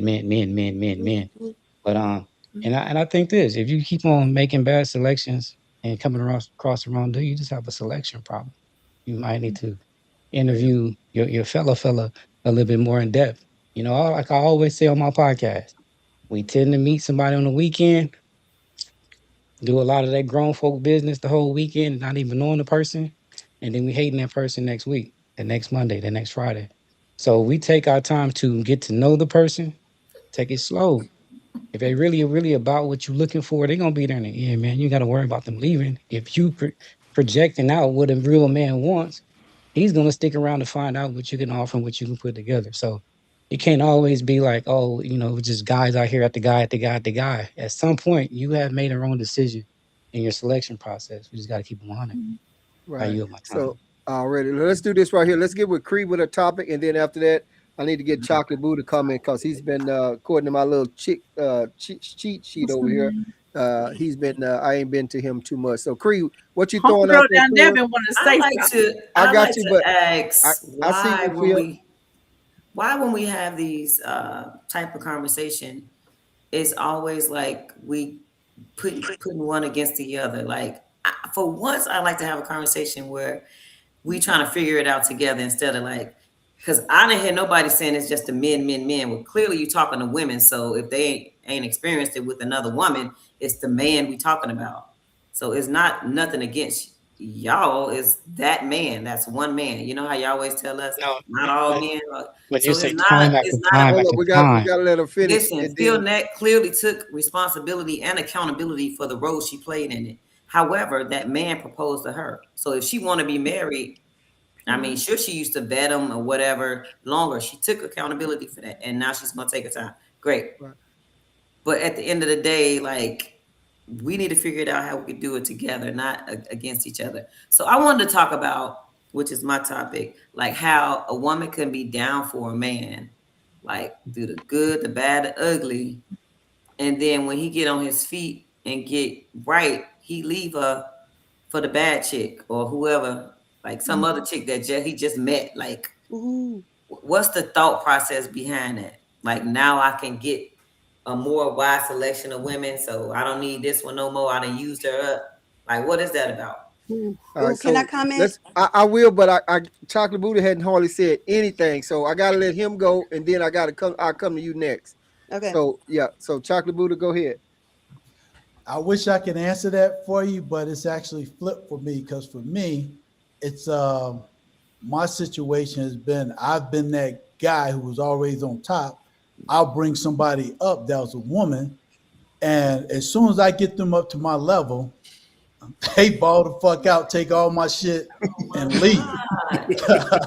And look, if you've been on here before, and the guys can attest to this, every conversation I had was I found somebody, and I got a book coming out, The Death of Captain Saberho. I'll send it to you. I've been that guy that's been there trying to take care of somebody, bring them up, defend them. And this is not for all women because I make a living defending good women that do good things. But there's some bad women that come out there, take advantage of a good guy, and as soon as they feel comfortable enough, they'll look at me and say, I lowered my standards for you. I'm taking all your shit. And then I got to go and move on with half of my shit and build it back up for somebody else to take the other half of my shit. So I'm not sorry for telling my story because I'm that guy that's been out there trying to do the right thing. And here's the other kicker to my thing. I'm still defending good women. And again, you can ask any guy on here. I'll go toe to toe with anybody that talks bad about women or demean women. And I mean what the fuck I say. But I'm not going to sit here and act like there's not any bad women out there that will hurt men because I've been one that's been taken advantage of quite a few times. And I yield my mic. Already. Just because Okay. you're a narcissist. Phil, let's Sorry to hear that. Sorry Oh, to hear Phil, what Hey, you got, Phil? so Okay, first of all, let me go hold back up. to the Oh, my narcissistic bad. conference, that comment. First of all, you make it seem like we are incapable of understanding what the word narcissist means. First of all, second of, and I gave you a definition of narcissism. She, Beautiful Soul, gave you her examples of what narcissistic behavior and how that affected her. You told her she was wrong, and then you're gonna sit up here and name all of these national names where people in the whole world know these men. Those are just famous cases. Narcissism is not it's only for famous men. It's not only for men with a lot of money. It's not only for men with prestige. It's not only for men that are trying to um uh poison the woman. That's not that those are famous cases. Narcissism is something that a lot of people encounter on a daily basis. We see it when it comes to race, where people are walked up on. You don't belong here. Do you? Where do you live? You show me your driver's license. Do you live in this neighborhood? That's narcissistic behavior. I feel like you're beneath me. I have put myself in a position above you, and I don't feel like you're on the same level as me. So I'm going to try to exert my power, or my seen power, my perceived power over you. That's what narcissism is. It doesn't have to be somebody famous that you see on headlines. First of all, we deal with narcissistic people on our job all the time. People that think they know everything, can't learn anything. That's narcissism. We deal with it in a lot of different relationships. We have family members that are narcissists. So get that out your head, that women don't have narcissists for partners, because we do. I lived it. I had a narcissist for a boyfriend for 9 months. And he taught me a lot about myself, about my level of tolerance, what I was lacking in my life. Because when I tell you, he did everything to break me down, every single thing he could. Every time I said something, he had a rebuttal. We couldn't go out without an argument first. So I understand. So yes, Cree is right. I still suffer from the behavior, even though I haven't been with him for like 4 or 5 years since that relationship ended. I still to this day am damaged by the shit that he did to me. So you're not going to sit up here and tell me that I haven't dealt with the real narcissist when you have not walked in my shoes. You did not hear the conversations. You did not see the text messages. You were not there when he demeaned me and said all the bullshit that he said to me, threatening to Right. beat me up. All righty. Absolutely not. So now let's go to the new topic Topic. that Cree was saying. If you could you repeat what you said, Cree? Why do when men get Oh, with yeah, a yeah, yeah, woman yeah, who's yeah. been okay? Yeah, so I was watching the podcast with, I think it was the what's his name? Shannon. He's Shannon a Sharp. ex-football player. Shannon Sharp. Yeah, Shannon Sharp. Another narcissist. That and so I think they posed that question, or it might have been a different podcast. But what was said in that podcast, and it was very interesting, it made sense. And there are a lot of famous Black men that have done this too. They did not stay with their first woman, the woman that helped them build their career. But once they got their career, they left that woman for somebody else. And so, what was said in one of the podcasts that I was listening to was that the man did not want to stay with that woman because she reminded him of when he had nothing. And so he decides to leave her and go with someone else to start over, so that he's not reminded every day that he had nothing. And on one hand, that makes sense. On the other hand, it's extremely sad. I mean, clearly it's his choice because, like Steve Harvey was an example that he did it. Kevin Hart.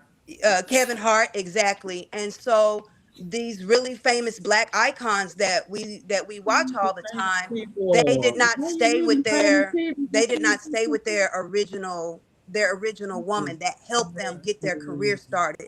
They left them for somebody else, and it was because he reminds them of when he didn't have anything. So yeah. Okay.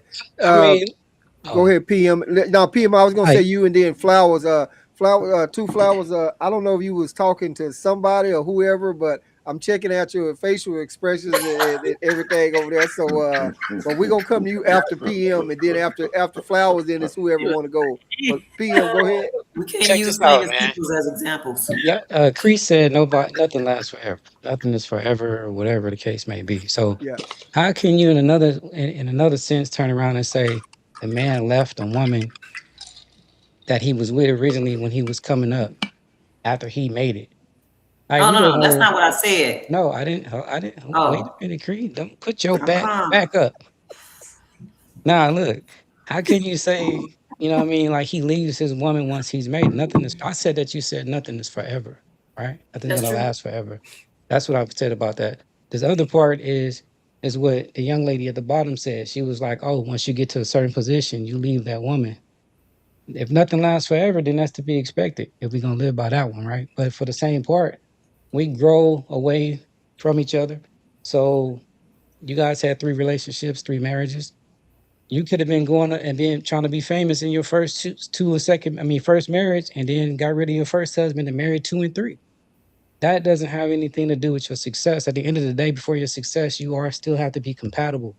You know what I mean? And I think we was talking about that earlier. You got to either be compatible with the person that you're with. Whether it's going to be 2 months, 9 months, or 24 years, whatever the case may be, still compatibility issues. It has nothing to do with what with how much money you make. Flowers, what you say? I got you, Street. I saw you, but I think see what she's got to say. Listen, Phil, you are confusing me. Because one minute you like, don't use no famous person to give examples of a narcissistic person, yet you go straight to using famous people as examples to prove your point. I didn't say don't. Well, I said the examples that were given were famous. I didn't say don't. She didn't say don't use them. Famous. Okay, I y'all, said hold those. up. Said all right. was Just using pointed out. famous ones, and then telling us that we haven't experienced narcissism because of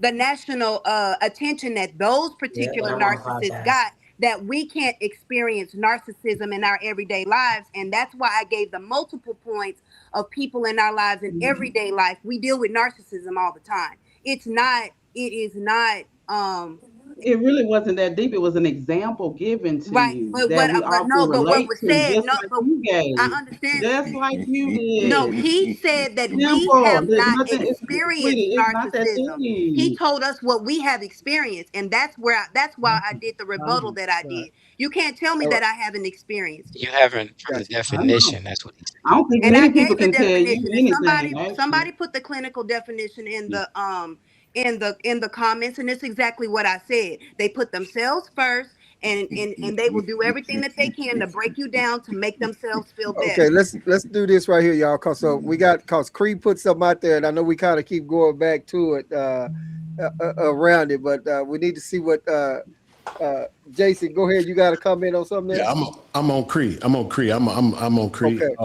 And I'm gonna be brief because in one side you started that question asking us why we couldn't all get along, and you immediately attacked men in general and said men gonna get famous and walk away from the woman that they started with, and that in and of itself put me down to where I didn't even want to get involved in that with y'all, because you gonna say how can we get along and then immediately twist the knife on some shit. You gotta Can I say unmute. something? Oh, okay, there you go. Can I say one thing? Go ahead.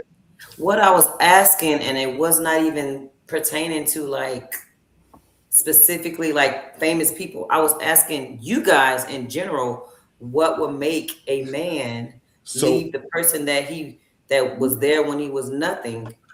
I was asking y'all opinion on it, not putting us against. I appreciate. This is just a topic for conversation purposes. But I appreciate your framing of the question this time.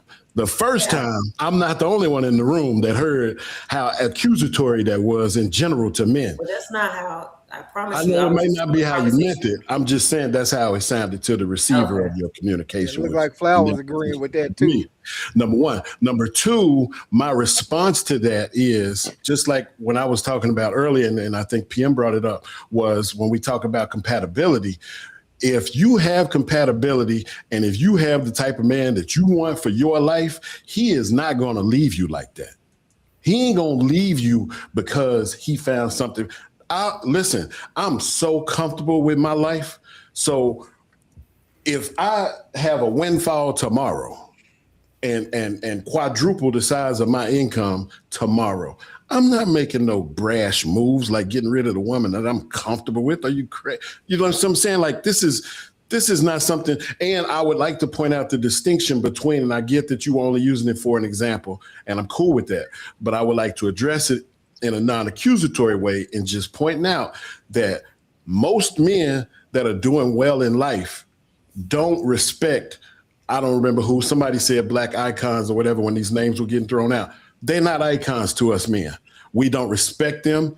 They don't, if you're an athlete, if you're a singer, if you have Kevin Hart was mentioned, if you got a specific talent that you have been fortunate / blessed / whatever, good fortune, whatever, enough that you are making millions off of that talent, I big up you. I'm happy for you. I'm glad you're making it. But you and me are not the same when we pull our pants down and we both happen to be men, right? Because I got to go through failure. I got to go through, losing businesses. I got to go through all the stuff that I got to go through to get to where I'm at. And that sharpens a man's decision-making process.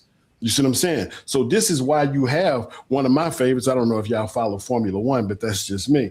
Lewis Hamilton just got with the other Kardashian sister. You see what I'm saying? Like if he had worked for that through life, lost money, gained money, the whole thing, he would have never put that kind of liability on his life, knowing that he's worth $400 or $500 million. He would not do that to himself. You see what I'm saying? So they don't even make the same kind of decisions that a normal man does, whether he's a CEO at a 5-person company or he goes to work and hits a clock and jumps in a trash truck every day. He's learning to make decisions in life. There's certain people that have extraordinary talent. I'm not shitting on their talent, but they have extraordinary talent. They get paid for that talent.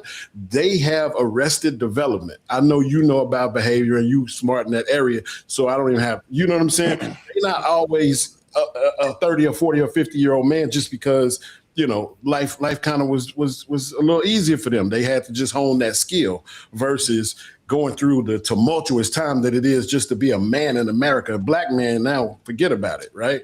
So that's just my point. Pointing that out is that distinction. I'm not saying that you were accusing or nothing like that. Gotcha. So let's do this right quick, guys. I got one person getting ready to go. I'm gonna get Cree to say whatever closing comments, and then after that, we're gonna come to Pokey, and then after that, anybody that want to go and go. Cree, what you got before you get out? I'm gonna say this. I appreciate all of y'all. I respect all of y'all. I really like having conversations where we can learn and grow from each other without picking at each other, unless we plan or whatever. But not seriously. And I don't like arguing. I don't do none of that stuff. I really don't. So I just want to thank y'all. I gotta go because I'm birthday loading. And I just want y'all to continue to have healthy conversation. That's the only way we're gonna grow, for real, without arguing and stuff, and respecting each other's opinion, because literally it's everybody's own experience and opinions. Right. So thank you again, Paul, for having me on. I think we need a part 2 because we didn't touch on many topics. Yeah, you're gonna leave early on us again and shit. So I mean, Yeah, my birthday. I'm That's loading. 3 in a row. 3 in a Yeah. row. Trying to burn And you played and last point time. fingers. Yeah. Happy birthday, Cree. Thank you. See, that's what I see. Happy What I'm saying? Happy Let's celebrate birthday, life. Queen. Cree, I made it. Cree, Almost there. Cree. Hey, I appreciate y'all. I really do. I love these conversations. I love the podcast. Like, All right. but Cree, I gotta was go. gonna say something to you before you go.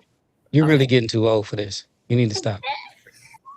You're getting too old for this. You just turned 50. Too old when I die, friend. I'm too old when I You need die. to stop.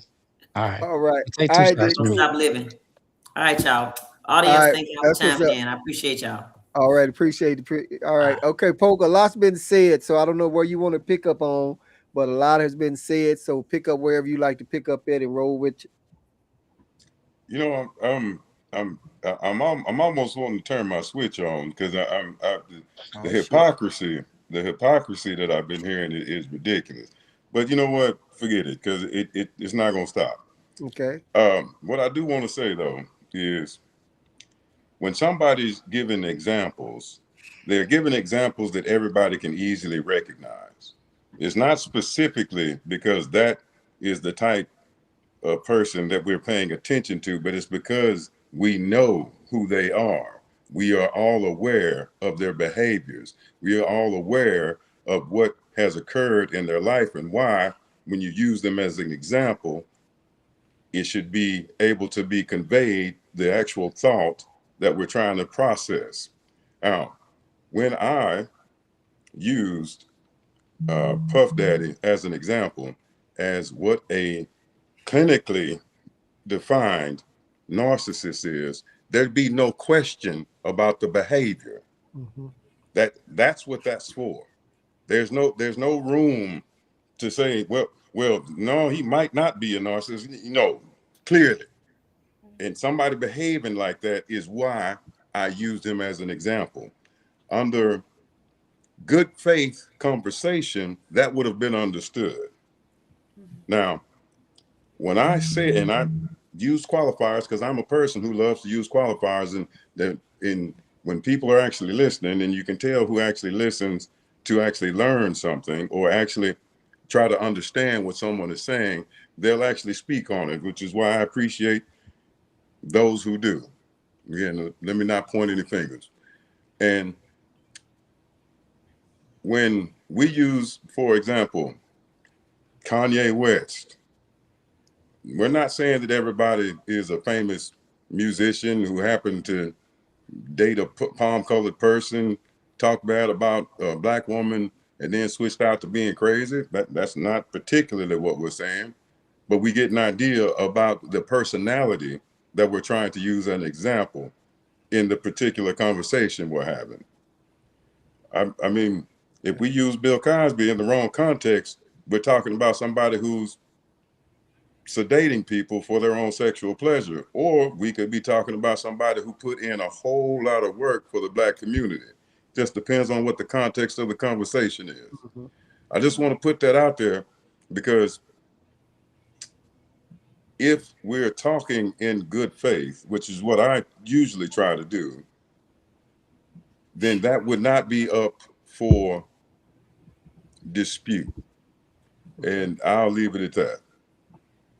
All right, Coach Chocolate Buddha. I think in the passion of our conversations, we get real deep into things. And I appreciate the quantifying of things. But what I like to bring to the table is when we're talking about people on the panel, I think we should reserve a little bit on defining what somebody's went through.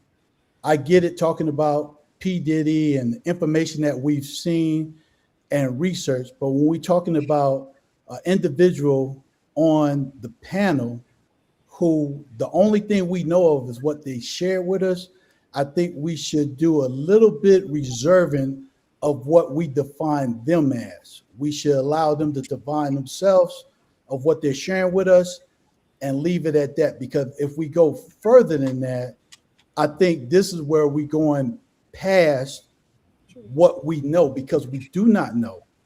There's no way possible that we can know, because the only thing we do know is what they've shared with us. And what I've seen so far, and I'm not trying to call anybody out, I'm just saying based on what I've seen, is sometimes we get so impassioned with what we're talking about, we go past what we know on people like celebrities and stuff and start making that same call out for people that only shared what they felt safe to share here. And I stress this, and I told Wizzo this before, is because my background is in victim advocacy. My background is in mediation. And when I hear things like this, I might be a little more sensitive than others. And I'm sensitive to others because I'm not just hearing words, I'm watching the nonverbals. And all I want is that when people start talking like this and they start telling you their truth in this forum, that we just take a breather and say, okay, I feel passionate about what I'm saying, but maybe I need to step back from this person right now, because maybe my impact is different than my intent. And let me just step back right now. So I'm just putting that out there right now, because this has happened a couple of times, and I don't want anybody to be offended, even though the intent is not to offend. I really believe that everybody on this panel is not intentionally wanting to offend people, but the impact is happening all the time. So I just want to throw that out there, and nobody needs to answer that. Nobody needs to define that. I just want you to think about it. Gotcha. All right, and I think Phil, you was kind of, were you throwing your hand up? Yes, I just was giving him kudos. I was giving him a high five. I agree 100% of what he says. Attacks on the panel is different from giving your opinion. So yes, I agree. Thank you, Chocolate. Okay, so before we get ready to switch gears, anybody got any comments or anything else before we? Because I don't want to keep everybody long, but I want to make sure everybody get a chance to get in what they little talking point. So okay, go ahead, PM. I mean, like I hear everybody what y'all saying, especially coming from that side. Basically, what I've been trying to express, let's not make it seem like it's just one sided. Like women are always the victim of this, or women always do this. It's the same. You used to have the same women out there molesting children. You have the same women can be narcissists, abusers versus men. So let's not make it seem like it's just one sided. I know Chocolate Buddha does it, advocating for women, this and that and that and that. Yeah, men also carry a heavy burden because we don't have no one to talk to or go express these different things to keep a number list or a chart down or statistic rate. You know what I'm saying? But let's not just act like it's just one sided, that the females are always the victim of everything that's going on. Because I didn't start like a lot of words like narcissism and food allergies. Now I'm just really realizing a lot of people, like somebody was stating earlier, just picking up on these words within the last 10 years and all these terms and different things like that, because we couldn't identify them back in the day. So now we're using them. But my point is, let's not just make it seem like it's just females that's always a victim of everything that goes on in this world. Right. Gotcha. I know I've read a couple of books where the woman was whooping up on the guy's ass, and and then once he wound up going to the cops to tell him about it and complain on her, they was like, yeah, right. Did not believe him, and the only way they wind up believing, I'm just kind of fast forward, not to get all the way into it, was that he was talking to his counselor and was able to vouch for the fact that she was whooping his ass. So I, so it is. I hear what you're saying. So. Jason, any comments? Cause we got to go with Miss Flowers. Cause I've been watching her expression. She ready to say some shit. I gotta let her go. I'm absolutely looking forward to whatever she got. Okay, well, she ready. Cause I've been watching you, Flowers. So what you got? Well, thank you. I appreciate it. Well, I first want to say that, with my background, I've been a nurse for over 20 years. I'm also certified in first aid mental health. And I'm a big component on therapy, right? Because for me personally, I don't have that many people in my immediate family that I can really, express myself with. So it's really important for me to speak to those that have the background. So with that said, I think it's really, really important when we name things that we name them correctly. Because if we do not name them correctly, then we cannot address them correctly. We can't heal from them correctly. We cannot help others heal from things correctly if we just get to make up that definition of something because of our own personal experiences. Okay. Now, of course, I mean, we all have our own journeys. And so we're going to all have our certain experiences, but there is actual terms that can be labeled to those things that aren't what everybody's saying. Okay. It could be a lack of good communication. It could be a lack of you yourself being confident in who you are. And so when you present to someone else, they're seeing that and they could not be a good person and they take advantage of it. It could be those things. So that's what I would like to say. Thank you so much. Okay, I thought you. Well, first I'm gonna say this right here. You more than welcome to come on here, Wizzo Talk, and express yourself anytime that you want to. So we would definitely want to do that. But were you throwing? I heard everything you said, but is there a topic you like to throw out there for us? Something a talking point, or if not, then I'm gonna move to somebody else before I say one of mine. You good? Sure. I do have a topic, Okay. and I kind of want to piggyback. Unfortunately, Cree had to Yeah. leave, but I thought what she was going for was, why don't we talk about unity between men and women more often? Instead of us always having this, the side of the woman and the side of the man, and we always seem to be just battling who's right and who's wrong. And so I do want to put out there, what are some ways that we can speak in a unified way about relationships and what we need and want in relationships? Okay. Which one of the guys gonna take that first? Jace PM. I know I'm gonna say something myself. I can go. I mean, it keeps getting overlooked, but I keep coming back to it because it's really the foundation of what you have to be compatible with somebody.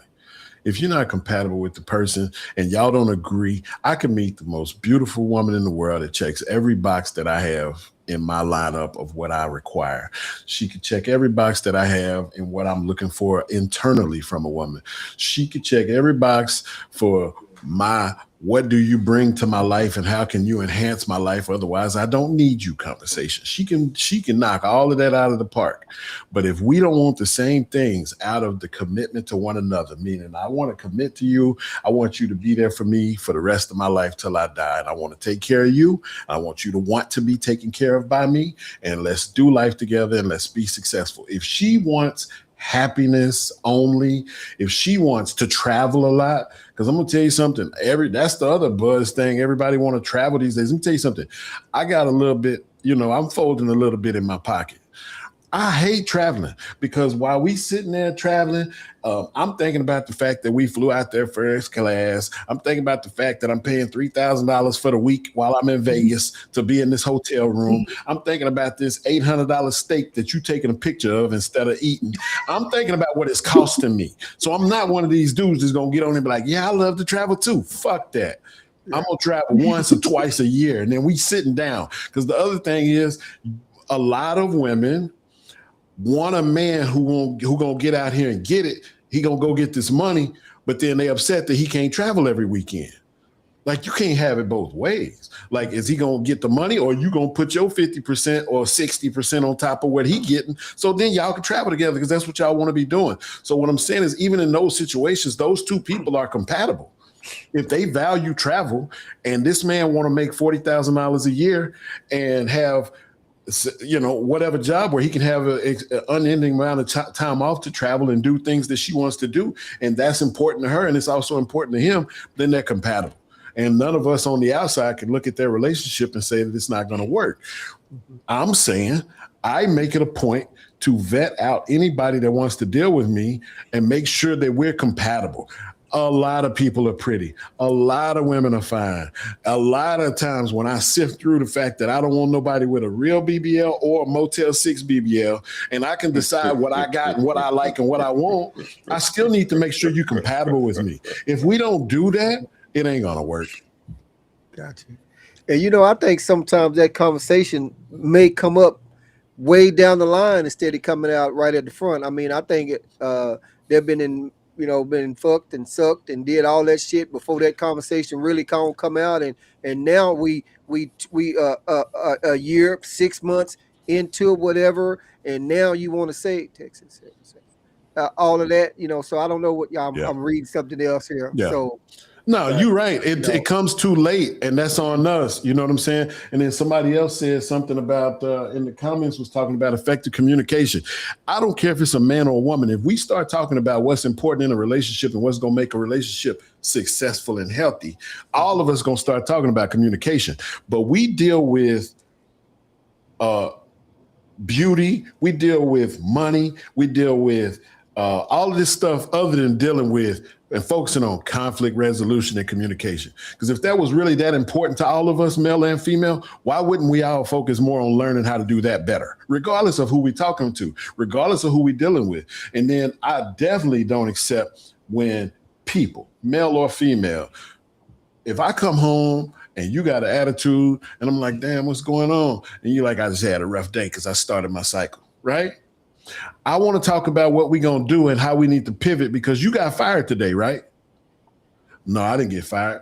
Then you don't. So you was able to control yourself at the job and ignore the fact that you was on your cycle, but you come home to the one person that's supporting and loving you and you bring me the bullshit? No, we ain't doing that. I ain't doing it. Y'all might. I ain't doing it. Gotcha. All right. Anybody? Jason, if you broke, just say that. Shit.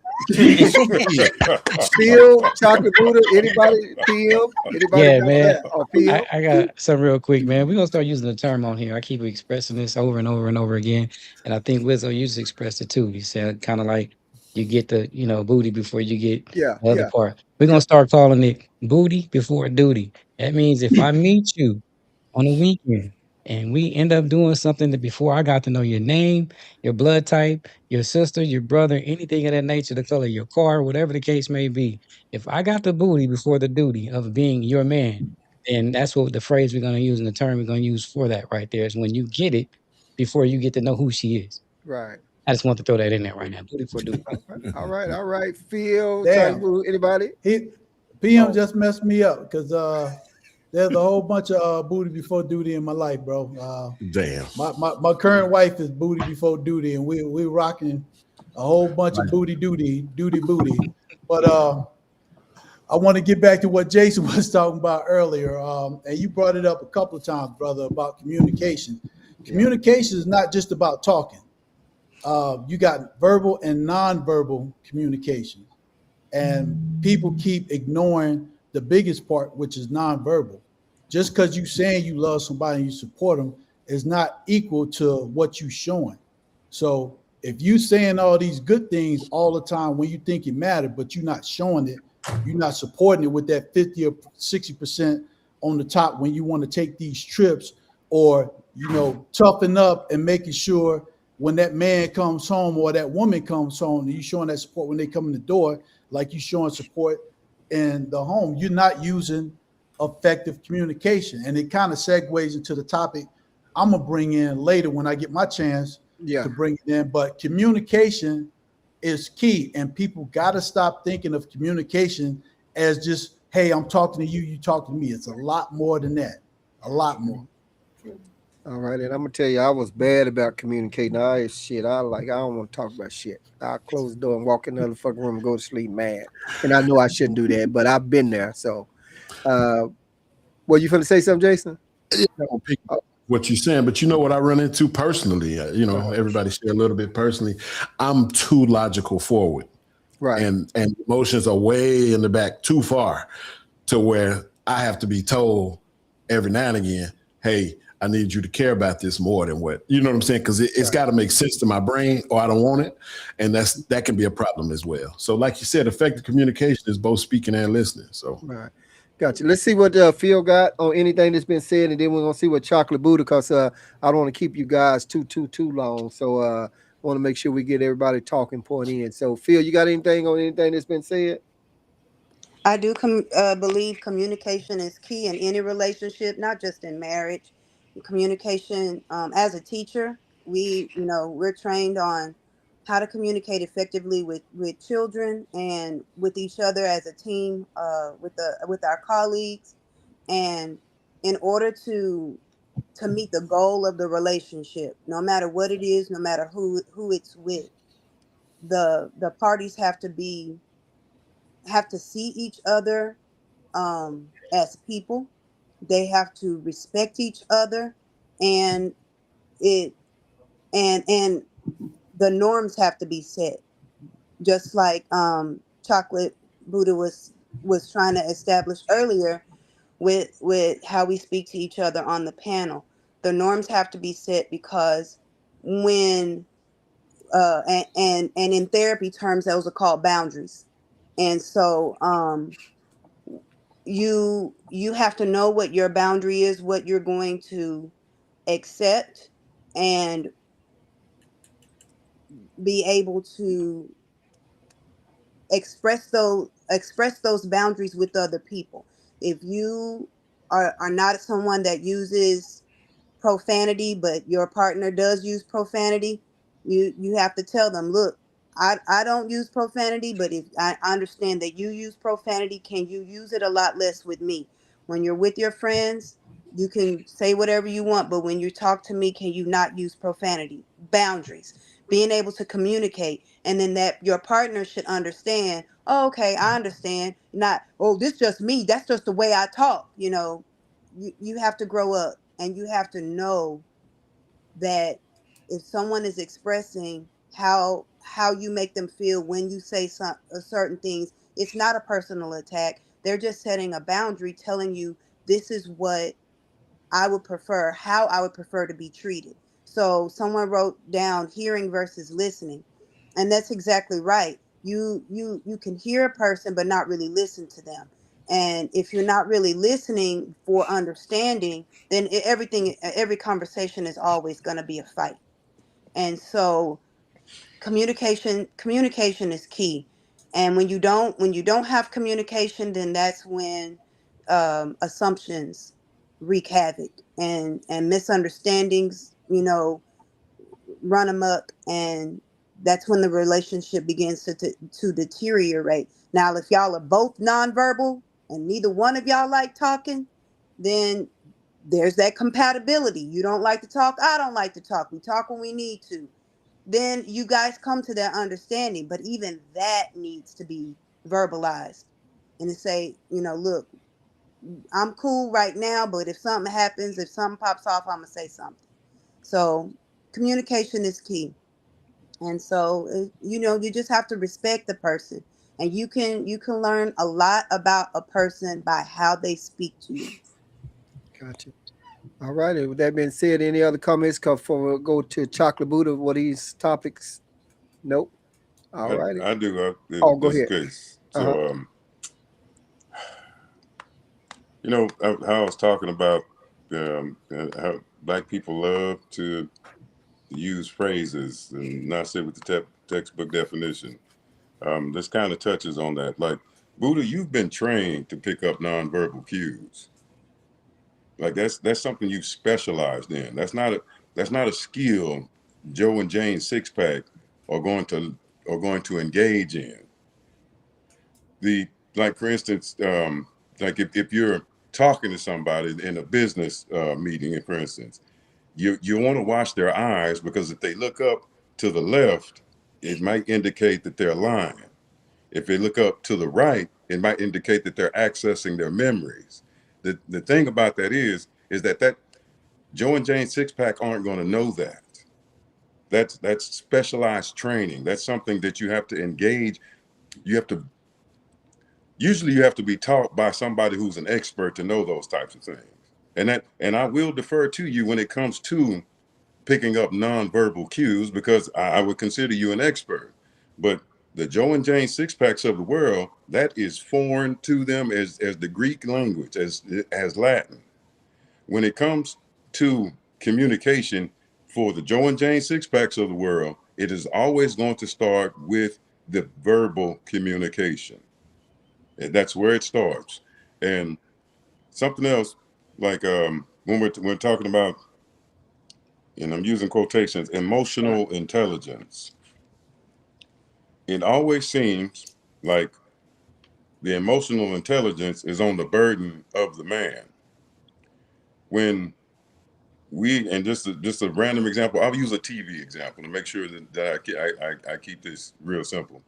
You've seen in whatever sitcom where the woman is not speaking, where the woman is ignoring or being lacking, I'm specifically in a marriage, lacking in her normal duty.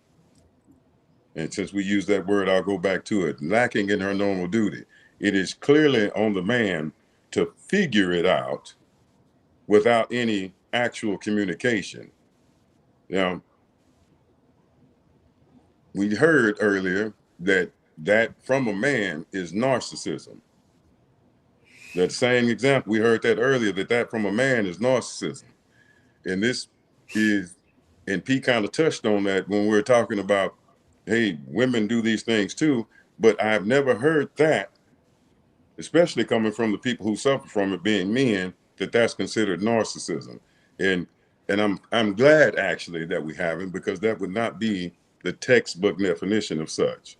But I digress from that and just want to bring it back to, if nonverbal cues are something that should be put into the forefront, then specialists who know how to teach both men and women these things need to be brought to the forefront. It shouldn't just be a good talking point, because that's not something that your Joe and Jane six packs of the world have any regular knowledge of. Gotcha.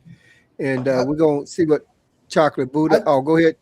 I just wanted to ask something, and I appreciate you sharing that, because the one thing I don't want us to leave here with is a wall built up that one is right and one is wrong. I feel that for Wizzo Talk, this is where we had those hard talks so we can come to some type of intersection. And you're right. I am trained in this. I've been doing it for over 20 years, but it didn't come from just my training in the military. Anybody that has fought professionally or in the streets, there are nonverbal things that you pick up on to find out if somebody is going to hit you with their right hand or kick you. The more you do it, the more you pick up. People just think you have an instinct, but it's a nonverbal cue. As far as the narcissistic stuff, I actually put down in the statement about my second wife being a narcissist. She was actually diagnosed as a narcissist, but that's not what our conversation is about. We definitely need definitions. I'm not going to take that away. We definitely need definitions. We definitely need to have a conversation of what it is so we can explain it. What I was talking about is making sure that when we're talking about these definitions, we're not using it as weapons against people on the panel. I'm okay with us defining stuff, using examples of people out in the public forum, but as long as we stop it there, where we're not making people in the panel feel like they're less than or not being heard. Because what I see happening is that somebody's going to feel like they need to get back and say something else, And instead of us trying to have a come together for an intersection, it's going to become a Jerry Springer battle line. When every time we come, we're going to be like every other podcast where we just getting clicks for yelling and screaming.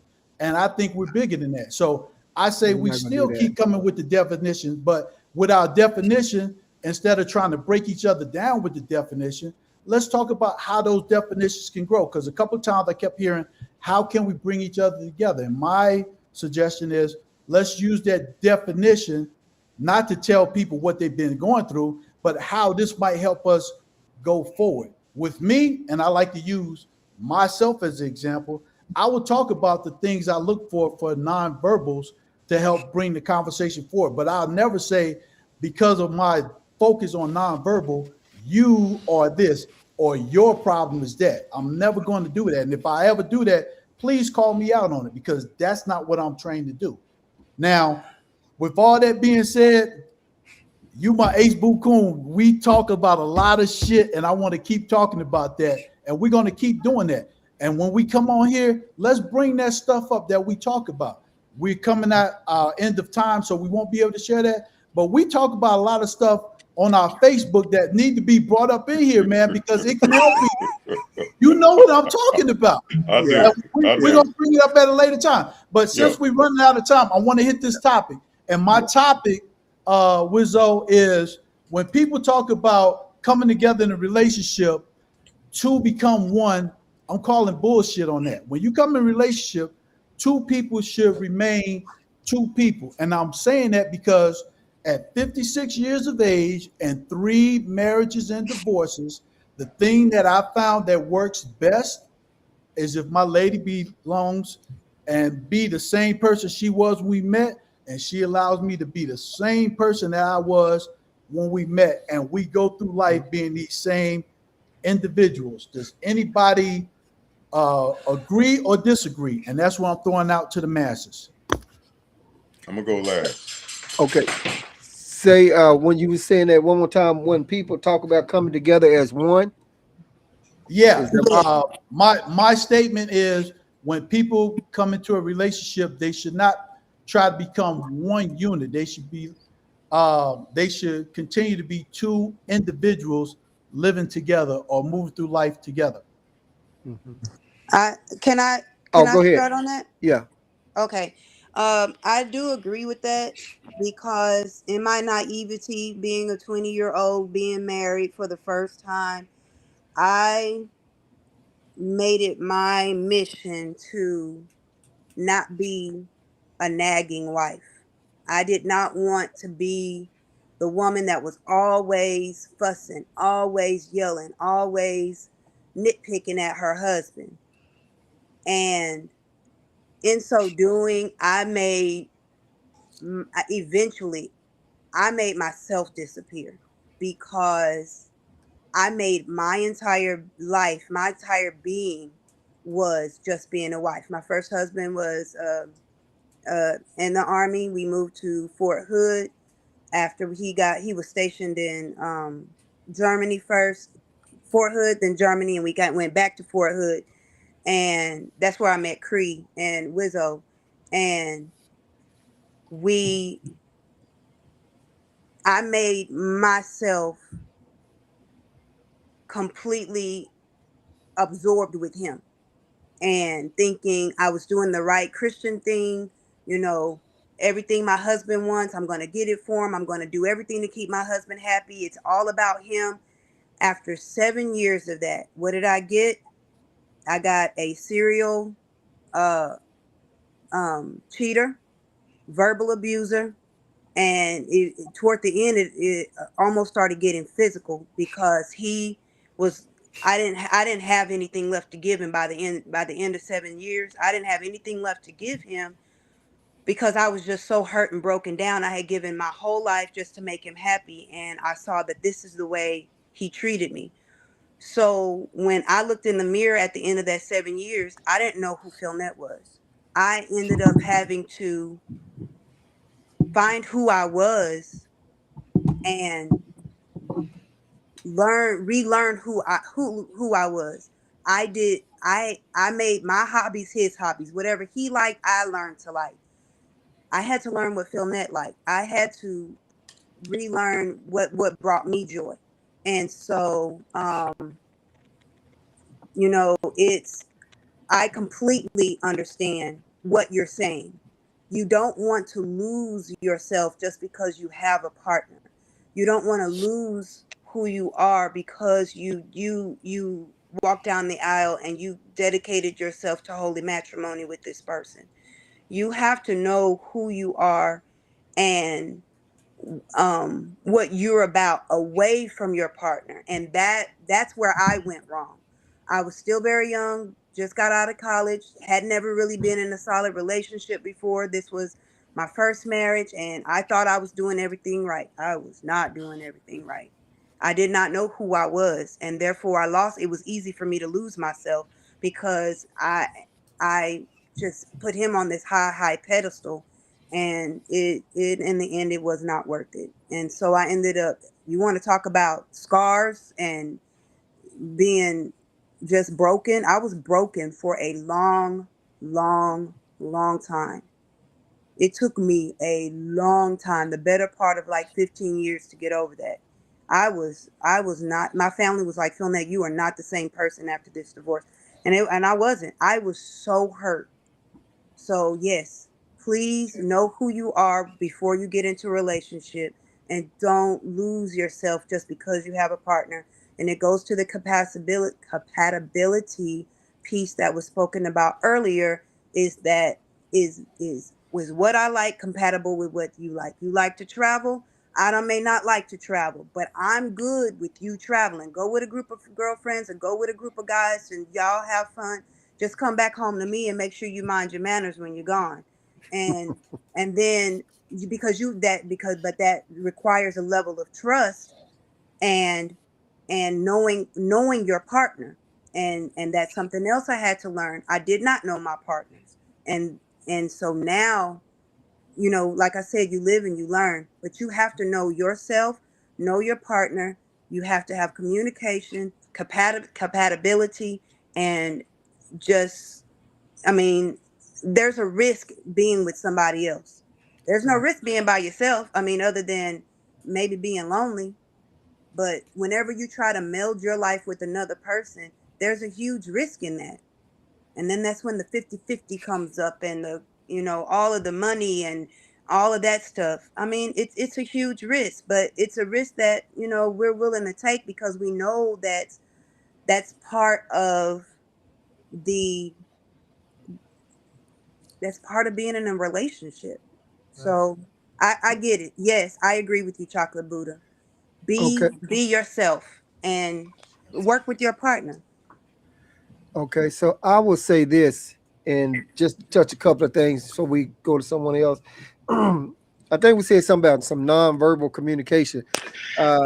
When I look back at the podcast days later, because I watch all of these, I see a whole lot of nonverbal communications, expressions, and a whole bunch of things. And I laugh, man, because some of it be, I mean, you have to go back and look at it. It just funny to me about the nonverbal. But to answer what Chocolate Buddha was saying about the when people talk about coming together as one, you know, I listen to a lot and I've learned a lot being on this podcast. And I'm a lot older now, but a younger me, I wasn't really thinking about compatibility. I wasn't really thinking about coming together as one and communication.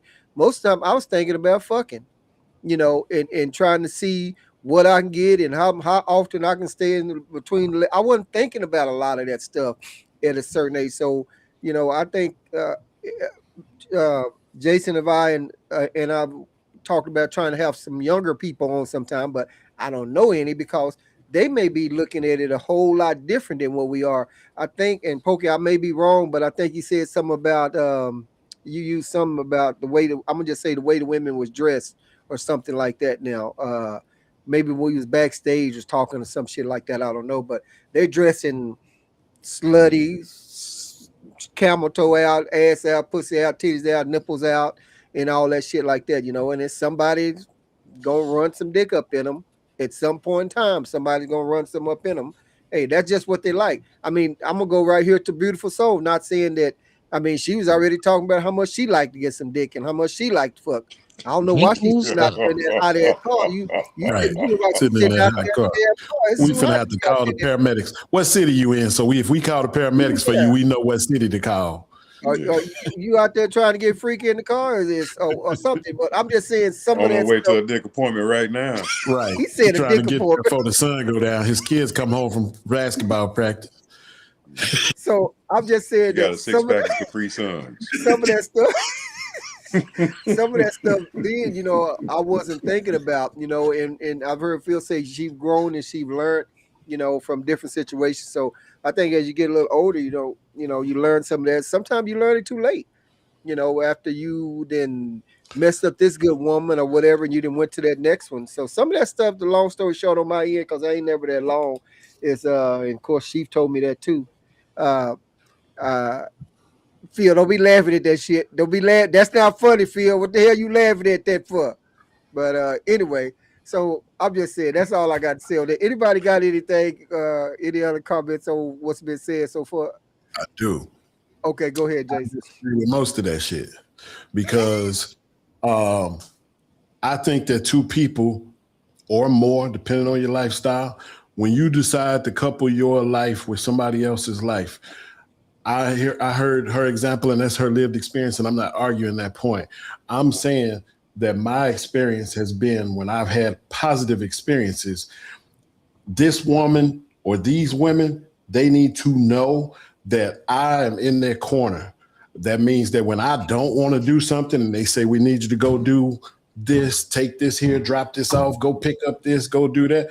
All right, baby, I got it. Let me go do that. You see what I'm saying? And I don't lose myself or who I am because I'm doing something that had they not said that to me, I'm not doing it, right? Like what I don't need more flowers. You see what I'm saying? But when you tell me I'm at Costco, come pick up these flowers and this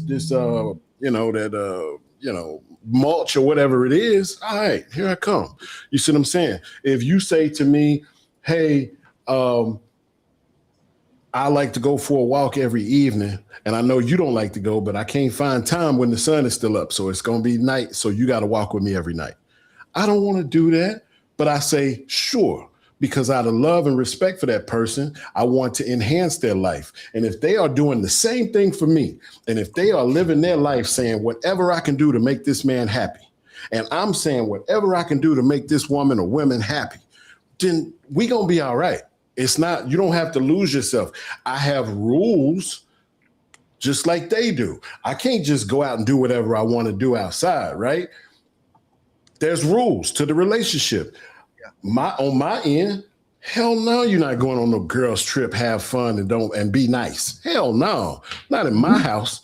When you come back to my house off your girls trip, they need to stick around to help you with your shit. Damn. Because you got to go. You're not going on no girls trip in my house. And so if that's what people, because like I say, Buddha asked the question, if that's what he means when he's saying lose yourself or be an individual, that shit ain't gonna fly in my house. Just like I'm not gonna go out and go on a date with some woman or whatever, because what am I doing? You see what I'm saying? I'm not gonna go on by the same token, I'm not going on a guy's trip. Because what's gonna happen when me and 5 of my homies get together in Vegas? Come on now. It's gonna stay in Vegas. No, Good answer. Damn good answer. But you get what I'm saying. I'm not holding these women to a standard that I'm not towing the line on myself.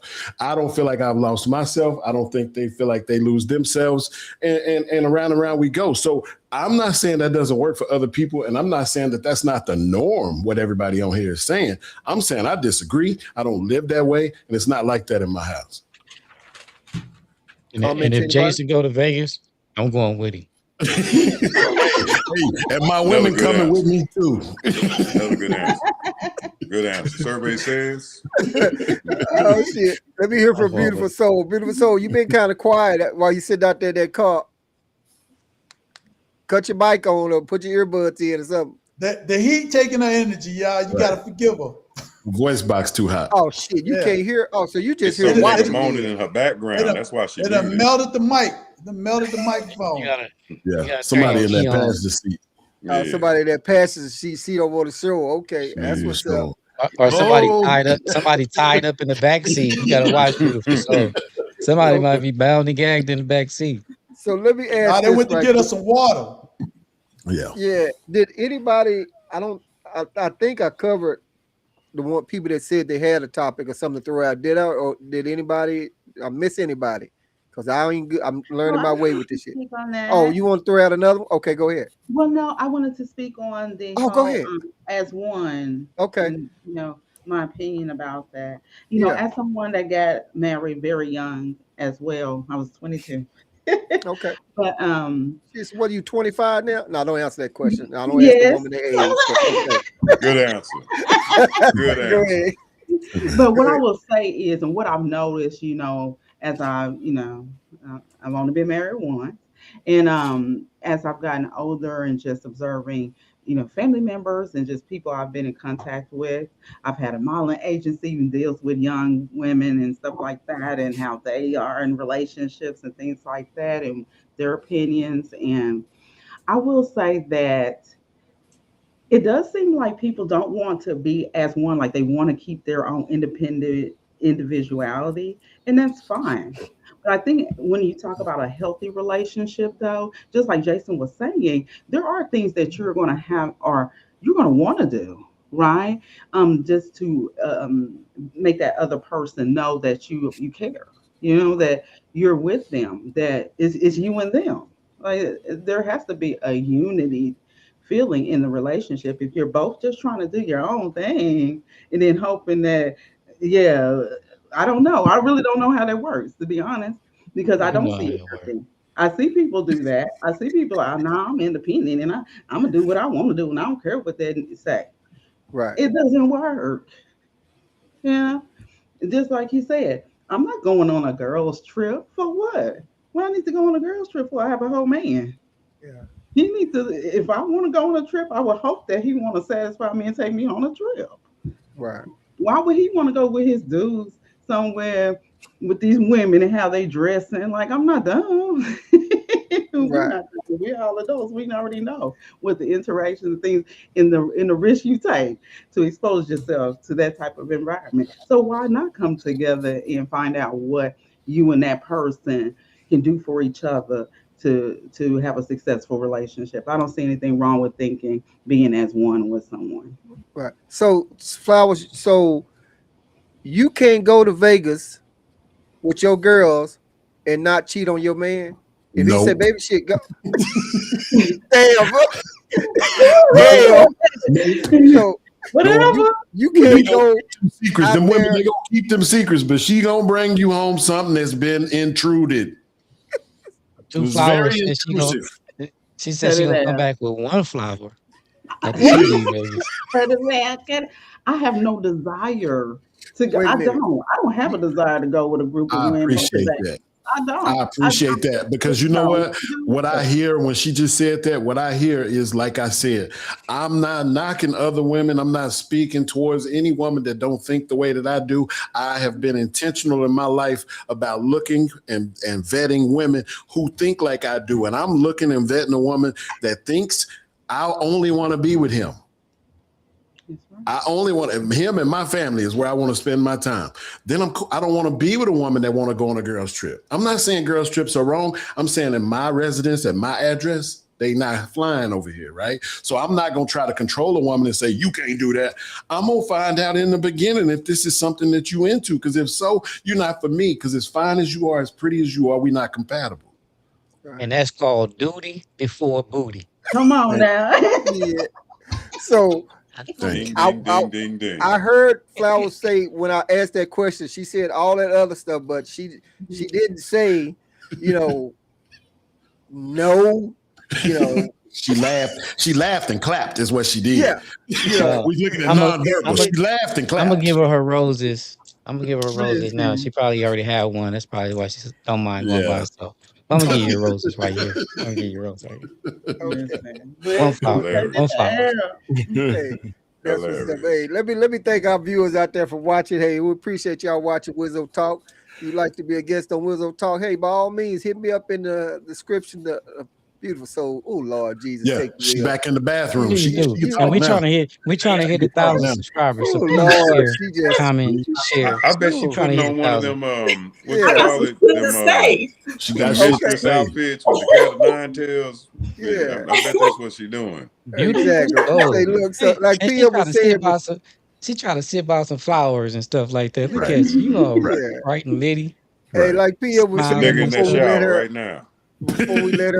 get in what she's got to say. Like Pia Is was the saying, art yeah, guy watching? Is that what happened? The art guy watching Yeah. right now? He texted Oh, her. He seen her shit, live. yeah.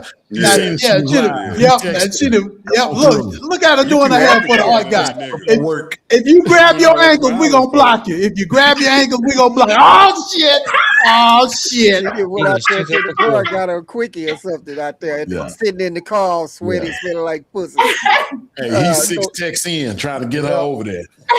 So let me say this, guy. Like PM was saying a while ago, yeah, I'm trying to go and hit that 1,000 subscribers. So hey, by all means, if you watch it right now, click that link, subscribe to Wizzo Talk. I appreciate it wholeheartedly. You know, I appreciate that because I remember when Let's I had go. one, and we've been growing thanking to these guys and everybody comments, and thanks to you viewers out there watching. So I appreciate y'all.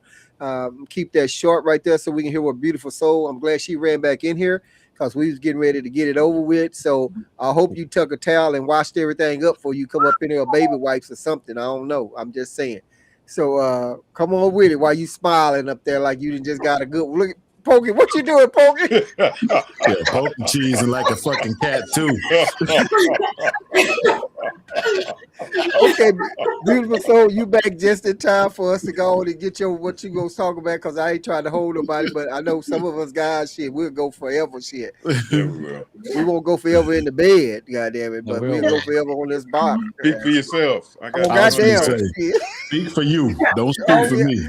Oh, goddamn. Well, I ain't going that goddamn long. I'm going that 1.5 minutes of this. No.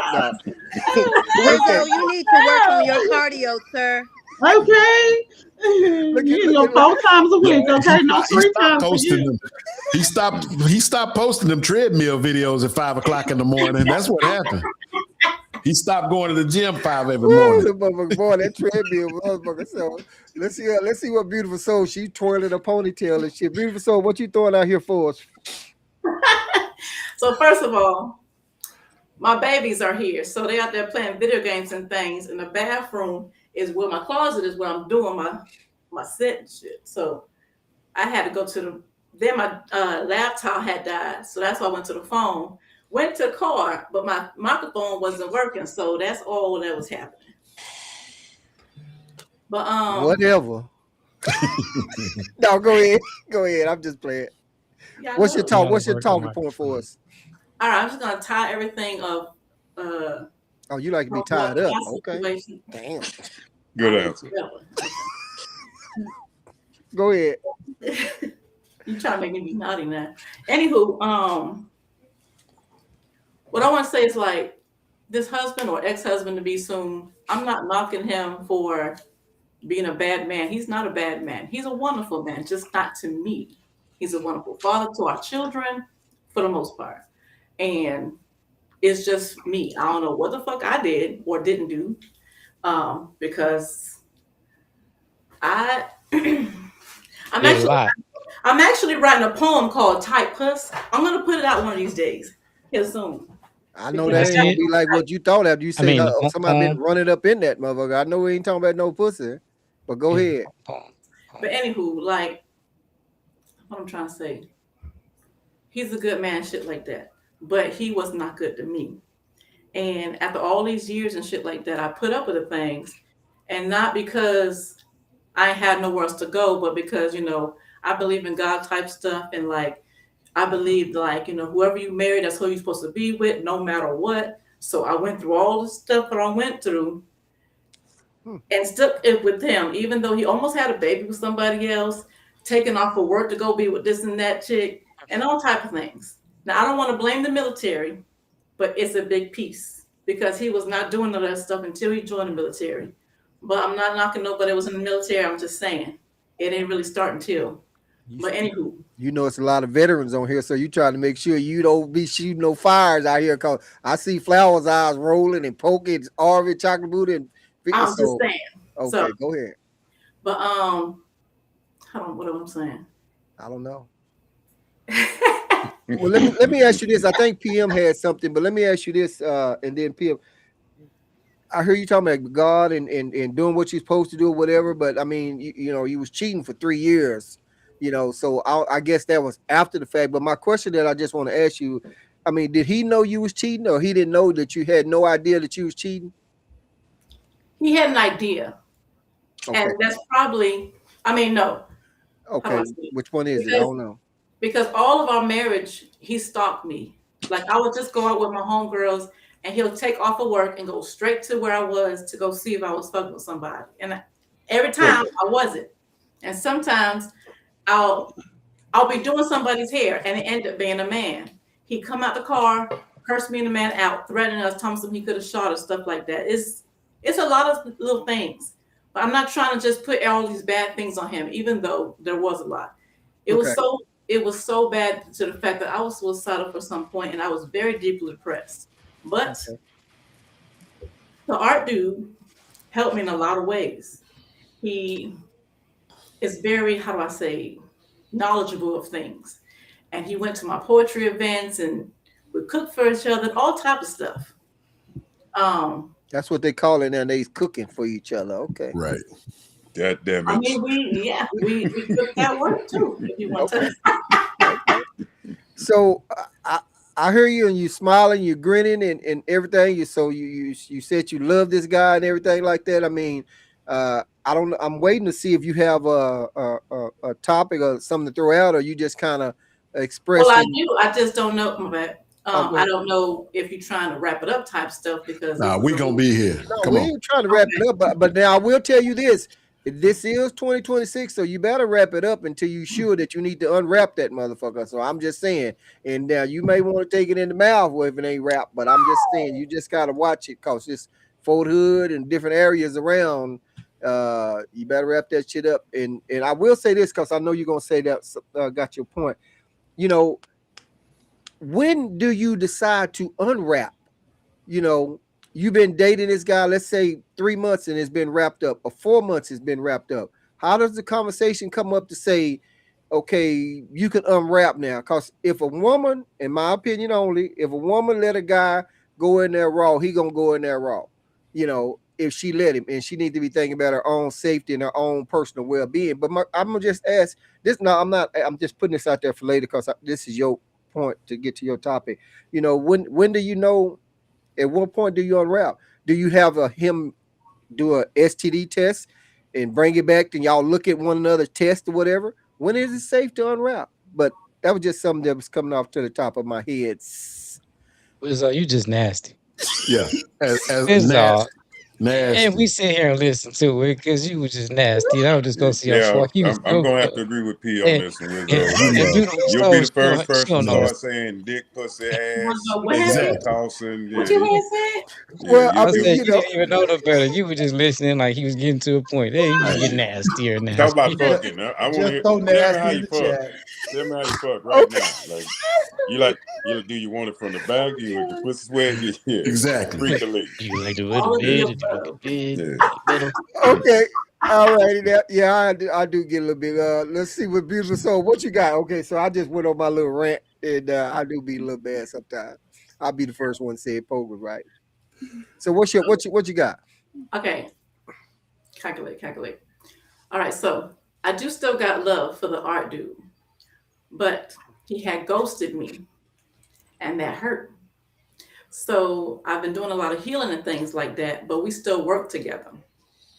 So like I said before, when we passed the halls, it hurt, but it felt good at the same time. It hurt because he ghosted me, and it felt good because I still got feelings for him. But then again, it's like, Put a pause right there just for a second. When you say it hurt, but it felt good, what are we talking about? okay, yeah. Hey, Question. Oh, go ahead. Please don't fall in his trap again. It's the trick. Rizzo can't help himself. He All right. can't help himself. Danger, Will Just keep Robinson. going. Danger. the ghosting part, the part where we was good, we was beautiful, wonderful, out of nowhere, nothing. Like, you know, he should have had the courage to be like, listen, you know, you still married, I don't feel comfortable being with you type shit, and let's just be cool type stuff. Nothing. I text him and all that type stuff, and it was just nothing. The last thing he told me is like, something like some grow and do you type stuff, and I'm gonna be busy.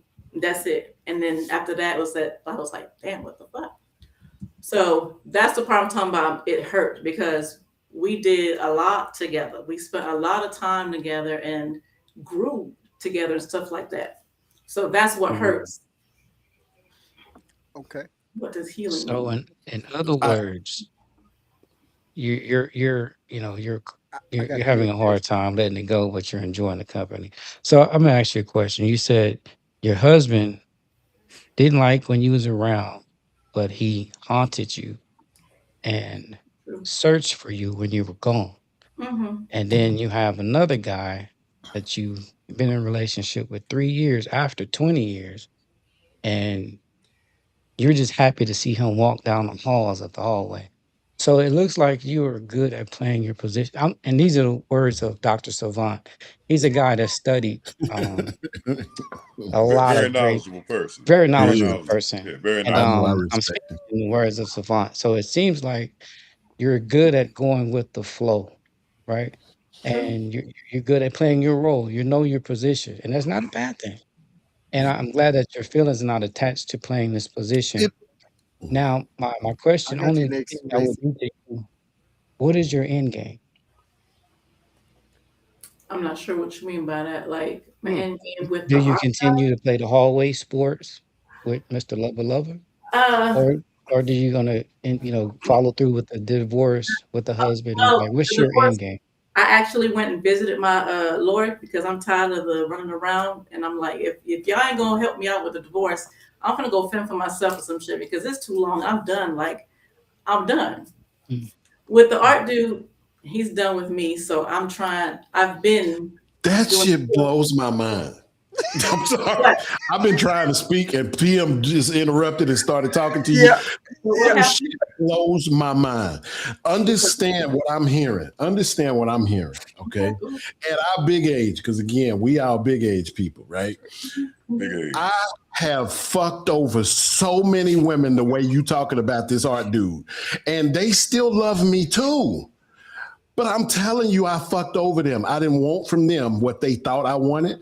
I didn't never lie to them. They just assumed. Because if I was going to fuck around with you like that, and I'm going to give you the kind of commitment that you're looking for, which is why you stepped out of your marriage to be, it just happened to be with this guy that you say y'all had a lot of stuff in common, right? The chemistry was right. Okay. Yeah. If he wanted to give you commitment, he would have. He don't give a fuck about you like that. He didn't even respect you enough to be polite about ending y'all shit. You say he ghosted you, and you still let your heart smile when you walk past this motherfucker. And I'm saying this is why I come into the picture as the new guy with no strings, no problems, been doing me for 35, 45, 55 years. And then I meet you and you say, well, yeah, there was this one ex. All you got to do is talk to him or talk to me about him before I finish my beans or my green beans on my plate. And I already know all I want from you is sex. I don't want no commitment from you. You couldn't get it from him. Your husband wouldn't act right. I'm not going to act right either. If you're going to give me some, I'm going to take some. I'm going to drink a couple of your kids' Capri Suns before I leave, and then I'm out. Damn. And I'm not bullshitting you. I'm telling you the and truth. that's When how I'm you play your listening to position. you, I'm telling you, when I'm listening to you, I'm like, I get it. It's an emotional thing, and I'm not minimizing what you experiencing emotionally, but I'm saying, like, it's so clear as day this person don't give a fuck about you, and it's like you still caught up on that. That's what's blowing my mind. Okay. So But you're a good Too team late. player. I just want you. You're Before you a good start. team player. I hear what it's you're too late. saying. That's Too you. late. That's you, right? Right.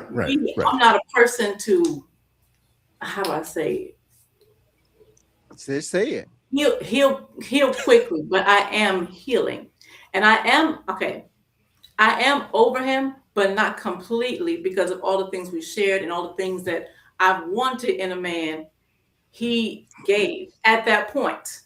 But now I've done my healing and I'm still healing. I'm still healing right now. But a lot of the things that I've done, like art type shit, I can't really do yet because I did with him. Like my poetry. I dig still that. write poetry. I dig that, but I'm gonna make a couple of assumptions, right? And they may be wrong. I don't even want you to correct them because it's all hypothetical. I'm just using your story for this example. Let's assume that you don't ever speak to this guy. Let's assume he now works on the 3rd floor. You now work on the 1st floor. Y'all have a bathroom on each floor, so that's never going to cross paths. Let's say that you get to work at 8 a.m. and leave at 4, and he comes in at 10 and leaves at 6, so y'all don't have the same lunchtime to run into each other. He uses the elevator, and you always use the stairs because you health conscious. I'm telling you, and then you run into me, totally unattached and available. If I hear just the way you feel about him, I know you're not over him and I don't want to deal with you. So I'm not saying that how you feel is how you feel. I'm telling you how it sounds to an unbiased ear that has no dog in the fight either way. I mean, some of the men can correct me if I'm wrong on here because I'm speaking for me. I can accidentally turn into an art buff. Exactly. And now I'm doing art with you. And next thing you know, I'm your art baby. See what I'm saying? You getting painted and swung from I'm the gonna listen to you. I'm gonna listen to you. And you're gonna tell me everything I need to know to become your art baby. Let me hear from Flowers, Phil, or Chocolate Buddha, I wasn't finished, but y'all go ahead. No, you can go. Beautiful soul, and I can tell you really do have a beautiful soul, and I can't wait to actually check out your work. Vibrant. Seriously, you're very expressive, and that's why we can catch how you really feel about this dude. Every first Thursday at the Zodiac. Okay. Every first Thursday at the Zodiac, 7 p.m. Flowers ain't in. Do they live stream it? No. What city is this in? Temple. No, sorry. Killeen, Texas. Oh, in Killeen. Oh. Yeah. Okay, well, do you have anything online on your socials?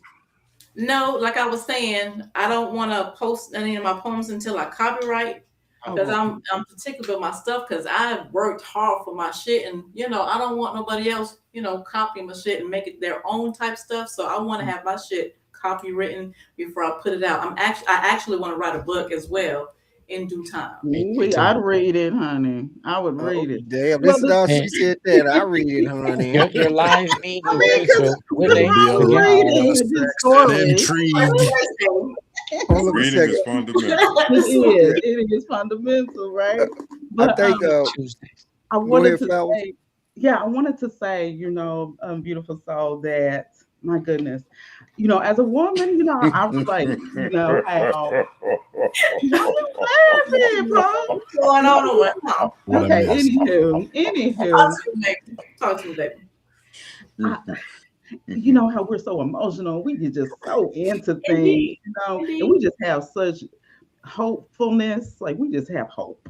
And I think that's like what you were stuck on, sis. Like you're so stuck on this hopefulness, and I think that a lot of times it'll keep us spiraling downward. And I know you're like, I'm healing, but honestly, I don't think you've actually looked in the mirror and really faced your real feelings and emotions and the consequences of the choices that you made when you were vulnerable. You're going through something with someone you already love, and then somebody and guys are good at this. They know, I promise you they do. They know when we're in that state, and they know what it is. You tell, he's going to support you to get what he wants. What you mean? That's the easy part. And so, you know what the easier part should be for you is recognize that he's not that. Whatever he projected to you, it was just for that moment, and it's okay. It's okay, right? Like that's the only way we're gonna learn is when we make those types of mistakes. But darling, no, I mean to really heal, quit smiling talking about him. But anyway, let's go. Okay. No, and I try to smile through my pain as well, because he doesn't know, but he's gonna find out right now. I had 2 miscarriages from him, but he told me he was snipped, and then he got some other chick pregnant, and that really fucked me all the way up. Oh, he was dealing with someone else too.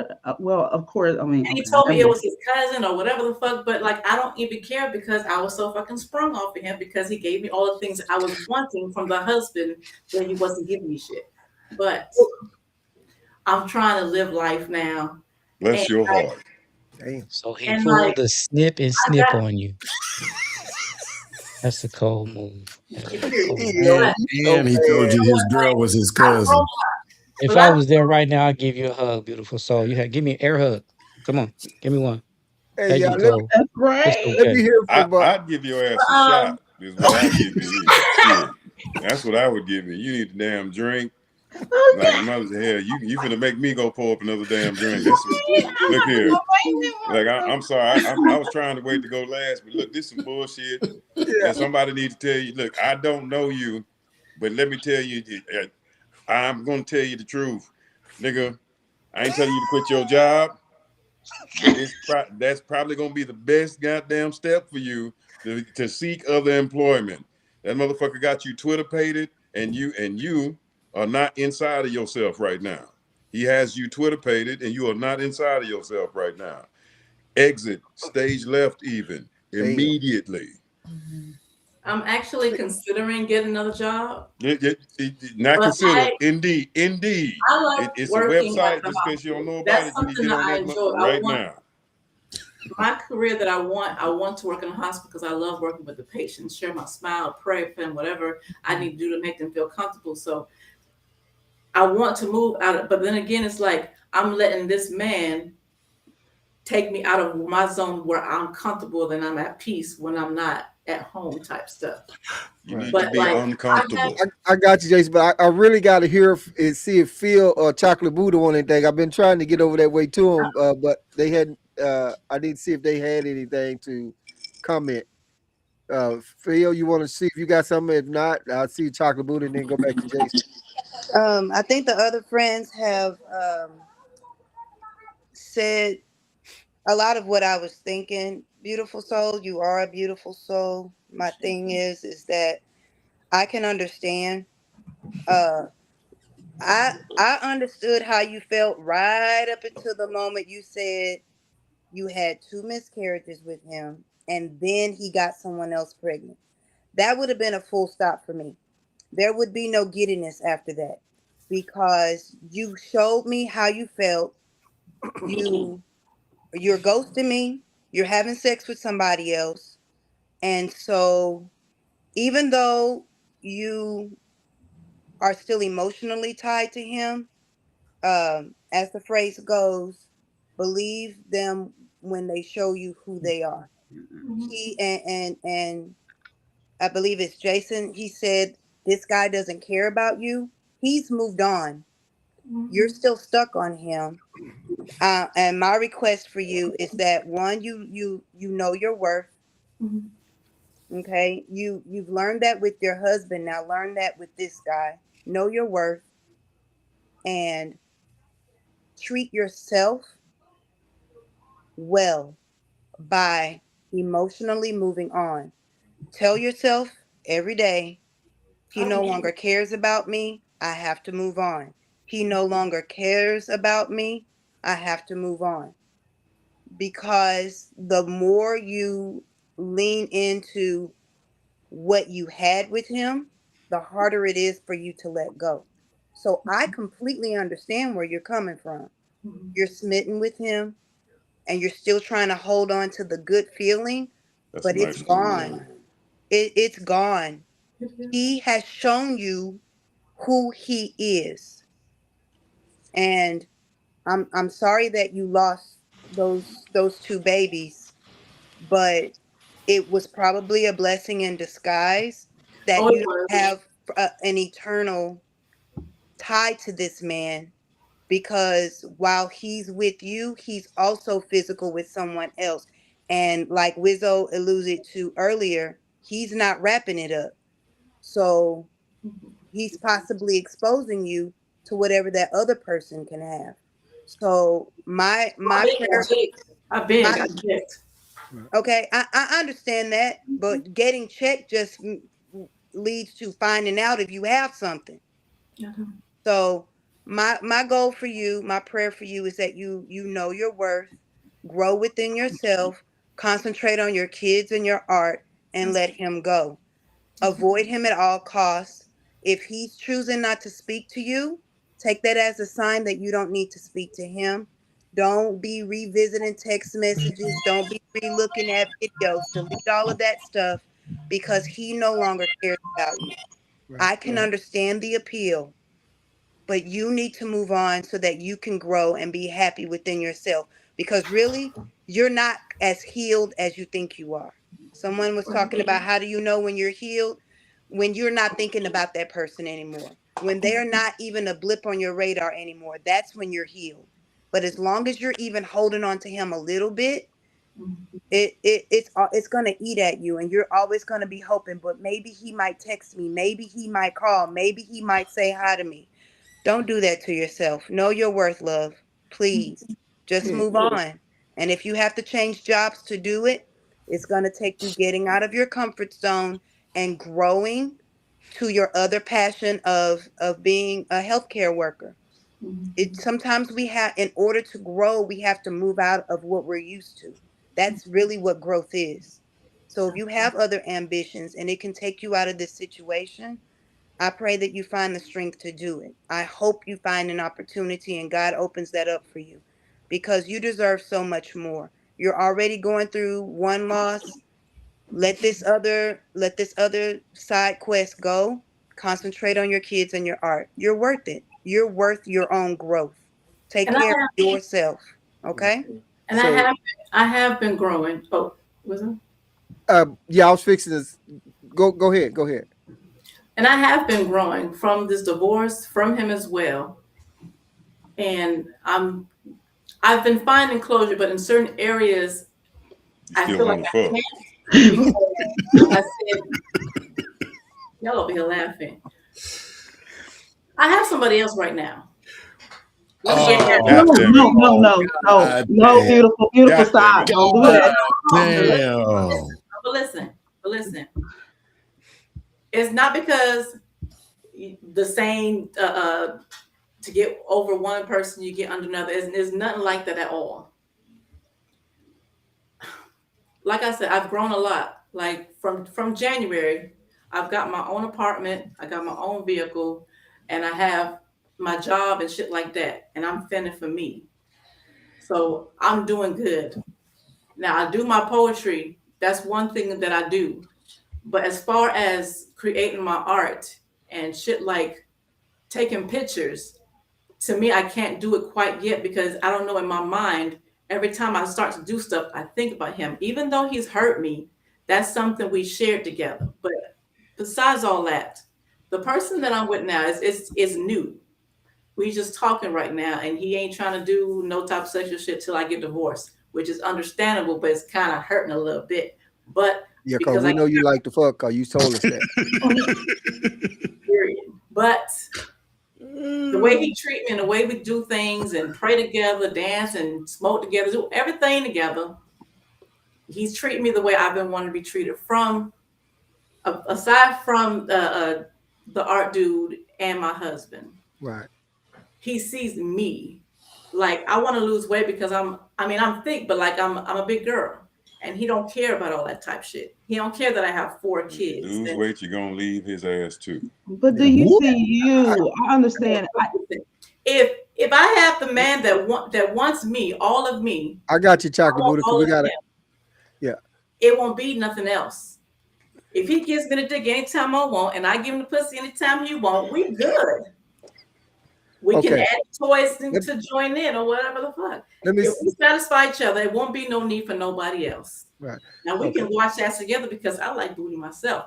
But like things to do to enjoy each other. If we doing that for each other, what the fuck we need anybody else for? Why is there cheating if we pleasing each other? You want me to wear a blonde fucking wig? You want me to be Becky tonight? Nigga, I'll be Becky tonight. Whatever the fuck you want, I got you. And vice versa. So Right. if we doing for each other like that, it should be no need for the outside shit. Okay. So let me I need to go to Chocolate Booty and then got hit up Jason Polk PM. But doing all this, I mean, if you're married and this guy is y'all fucking, The new guy, he no, we're not. doesn't give a shit about you really because you married. I mean, you going home to this guy, whatever. So you the side piece, and he just running some dick in you. He has no feelings for you, and you say you had 2 miscarriages by this guy. So then, I mean, that's like, why would you do that? And you married? But that's just some stuff that was rolling around in my head. I had a point, but I got to go to Chocolate Booty because I ain't got to go to him. But that's just something that come on my mind. You married and you sleeping with this guy, and that's My husband wasn't giving me no dick. I understand that, but you still married, He wasn't giving me no attention, no nothing. right? I was a ghost. I was a piece So of. how does this guy know that you're not gonna go fuck somebody else while you with him? But that's neither here nor there. But I need to go to Chocolate Booty right quick, and then Jason. Let's go, boo. Let's get it. All right. Here's my 2 cents or 3/4 on this. First of all, beautiful soul, have you ever heard of poor man's copyright? Because I heard you talk about copyright a couple of times. No, and I want to get into stuff like that because I really want to So, write this poems and stuff like that.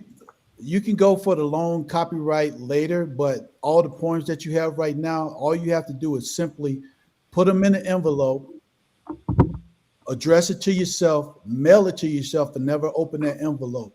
The postmaster's date time stamp on there serves as a copyright. As long as you don't open it, it could be admissible in court. So everything you have, your music, you can record that, put it in an envelope, mail it to yourself as long as you don't open it. Poor man's copyright. So that's taken care of. Put your stuff in there until you're ready to actually spend the money to get one. That'll be done. So you don't have to worry about copyright. I wanted to get that out the way because I consider myself a serial entrepreneur, and that's something that I love to do. That's my art, doing business. Second of all, Chocolate Booty, hold up before you go to your second one. Chocolate Booty told me about that a long time ago on another episode, and I still have those envelopes set.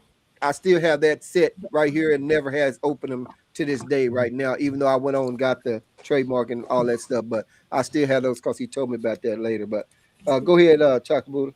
Yeah, it's admissible in court. The second thing I want to say is that, and I'm gonna need Jason correct me if I'm wrong. The hard topic that Jason was telling you about these guys, especially Mr. Art Guy, telling you all these good things to use you, is 100% true. I know you feel like you got a bond with you, but all he got was a good nut off of that. That's why it was easy for him to discard you and send you on your way. And I know that this other guy is not doing anything but praying with you and liking all the stuff that you want. But as a guy that was with a woman that was with a guy that did all these praying shits with him too, he's running game on you. And I'm sharing that with you because I'm looking at you as a wonderful person like my wife is, that got played the same way. And she really thought the grass was greener on the other side until he got what he wanted, Jesus and all, and was gone. And she was looking like a fool. So I'm not telling you that to say that you're looking like a fool. Big Pope's gone, but I was going to ask him to look at the word delusional because that man, he knows definition. But I think people are trying to play you because you are a beautiful soul.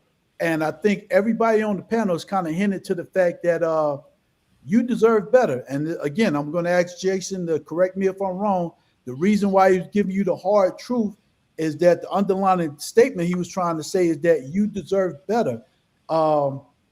And you don't need somebody. You don't need this other guy to share sex so y'all don't have to worry about it. What you need is a toy like going to dame.com. I highly recommend it.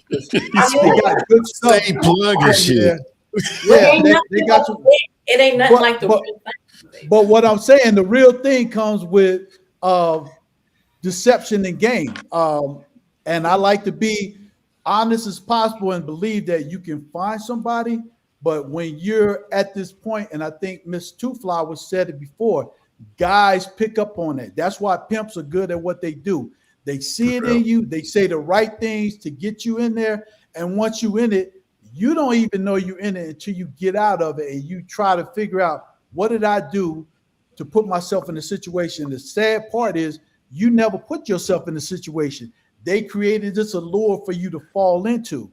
So I know it sounds bad not to get some real flesh, veiny dick, but it's probably better for you to get that plastic PVC cleanable one for a while to love yourself, and then find somebody. Then try to find somebody and hope they're not going to do the wrong thing. The next thing I want to say, and it's the last thing, because I'm Chocolate Buddha and I like to try to keep the balance right. Motherfuck them dudes. It's about you. Take care of you, take care of your kids. Motherfuck them motherfuckers. And now I'm gonna yield my mic. Before Jason go, let me just thank all of our viewers out there one more time. Hey, I appreciate y'all watching Wizzo Talk. You never know what you're gonna get over here. You never know what topic is gonna come up. So hey, by all means, y'all check us out and subscribe to Wizzo Talk. I appreciate the link is in the description or strolling across the bottom of the screen. Just make sure you hit that notification bell. And I know Jason been taking some notes, so this shit about to get serious. And then we got Pokey, and then we got PM. Jason, come on with it. No, I'm not going to go crazy. I wanted to point out, and I do want to reiterate what Buddha was saying. The reason that I gave it to you like that is because I'm trying to be real with you. So the difference is, and I'm not going to speak for everybody. I'm going to speak for myself. I look at you on the surface and what I know about you on the surface, and I see a particular value as a woman. What I'm saying is, and what I see is, you have made that I care about, but you have made decisions in the past, and you are making decisions right now that make me, as the outside party, say, nah, I'm watching the value plummet. Think about it like when a person goes, I know I've been, because I've been down. I don't never hide the fact that I've been down before, right? Multiple times. I'm up now, thank God, but I've been down. So I've been at the pawn shop, and I said, you know what? This item, it's 6 months old. It's brand new. Let's say, let's talk about, I don't know. We can talk about anything. Let's talk about a handgun, right? Let's say it's 6 months old. It's brand new. And I paid $1,000 for it. And I want the pawn shop to give me money. The pawn shop looks at it on the surface and says, okay, we'll give you $800 because we want to make a little bit off of it. We see the value, right? Then they're going to start digging and asking me more questions, and I'm going to start talking more, and I'm going to say, well, yeah, I took it to a pistol class, and I ran about 100,000. I ran about 1,000 rounds through it to get it right. And they're going to say, hold on, you put 1,000 rounds through this barrel? Most of these barrels only stand up for 500 rounds. So it need a new barrel now. So I tell you what, now just me listening and paying attention to what you got going on, I'll give you $200 for that gun. You see what I'm saying? So what I'm saying is, I'm not saying anything negative about you. I'm saying on the surface, it goes, bam, look at this value on this lady. But then you start telling me about these decisions you've made and are making. And like I say, a lot of women disagree with me, but it matters to men. We care. Most men care about a woman's past the way that most women care about a man's present and future. Because most women don't care about, okay, you did some fuck shit. Like I said, I played with women the way you being played with. That don't matter as long as I don't do that no more. You see what I'm saying? The women I got now say, okay, you're going to treat me this way from here on out. And I do. So we don't have that issue versus a man is going to look at most men are going to look at any woman's background and go, look at these decisions, look at these choices. If you move, like somebody else said, if you move that way, then because somebody, I don't remember, I think it might have been PM, but somebody was saying, because when you were married, you had this situation, the whole thing you played out for us. I don't need to rehash that because I'm not beating you up for what you told us to share with us. I'm grateful that you did. But that's why I was giving it to you that way. I don't want to come off as too aggressive, but that's why, because I'm watching in my own personal opinion. And again, I'm not saying anything bad about you to make you feel bad, but it was like, why is now I'm rethinking my decision. You see what I'm saying? As a man, I would be rethinking my decision because, that kind of stuff matters to us. It doesn't have to matter to you. It's a lot of women that say, I'm going to do my thing and I'll find somebody that like it. And I say, great. And I hope that works out for them. But I know I sit around in locker rooms and cigar bars and barns and everywhere else talking to other men. And this type of things matter to us. All right. Pope. Oh, okay. Oh, go ahead. Go ahead. Go ahead. I want to make sure you say something. Go ahead. I don't know what everybody else heard, but when I said when I'm with the new guy, we not fucking right now. No, I heard you say you didn't. I heard that. We heard that. He doesn't want to do nothing until I'm divorced. We heard that. I heard I that, don't but I believe can that, also but I tell mean, we you heard that. So I Yeah. am playing with my toys and shit because, like I said, What you just said. But wait a what I'm minute. saying, I get hold on. See, look, you finna get him distracted. Please don't say that no more. Listen, what I'm saying is, and I didn't go into that portion. But I did make note that you said that. Yeah.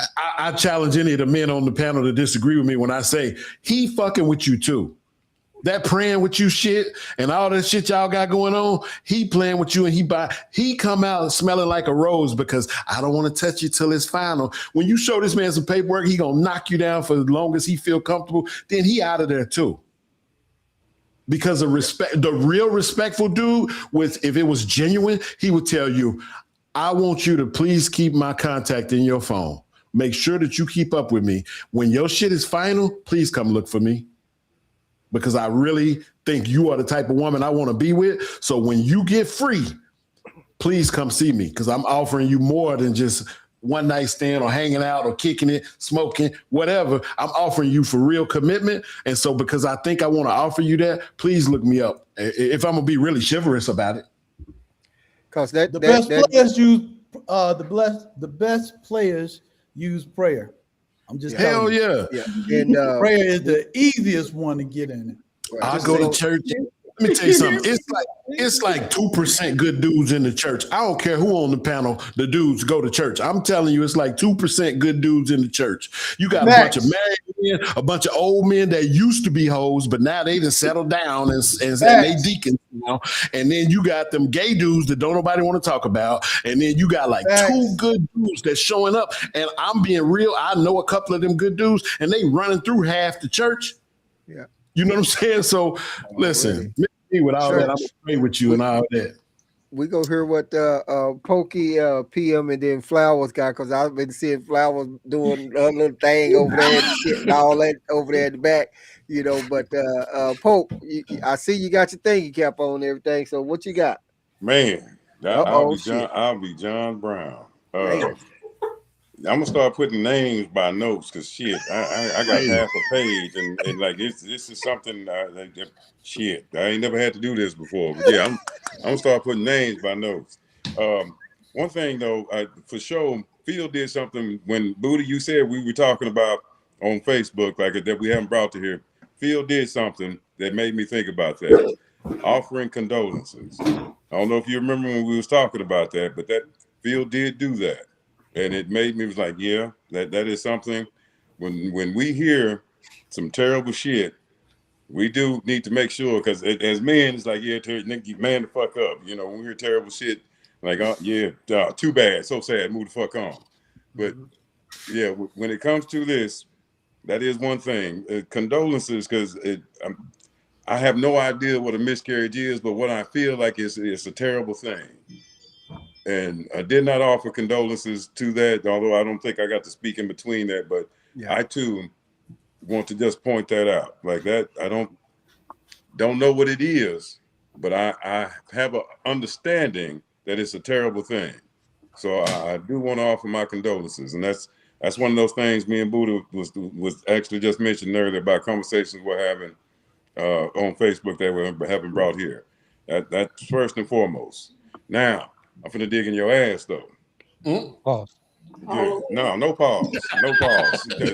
Straight RuPaul. Hey, straight, no pause. Dig in the ass. I'm a warrior, nigga. Do you hear me? Okay. All right. I like Jim you, Kelly ready. I want you. Jim Kelly ready. I'm just saying. Now we can do this the easy way or the hard way. Okay. Yeah. So Jason has said it.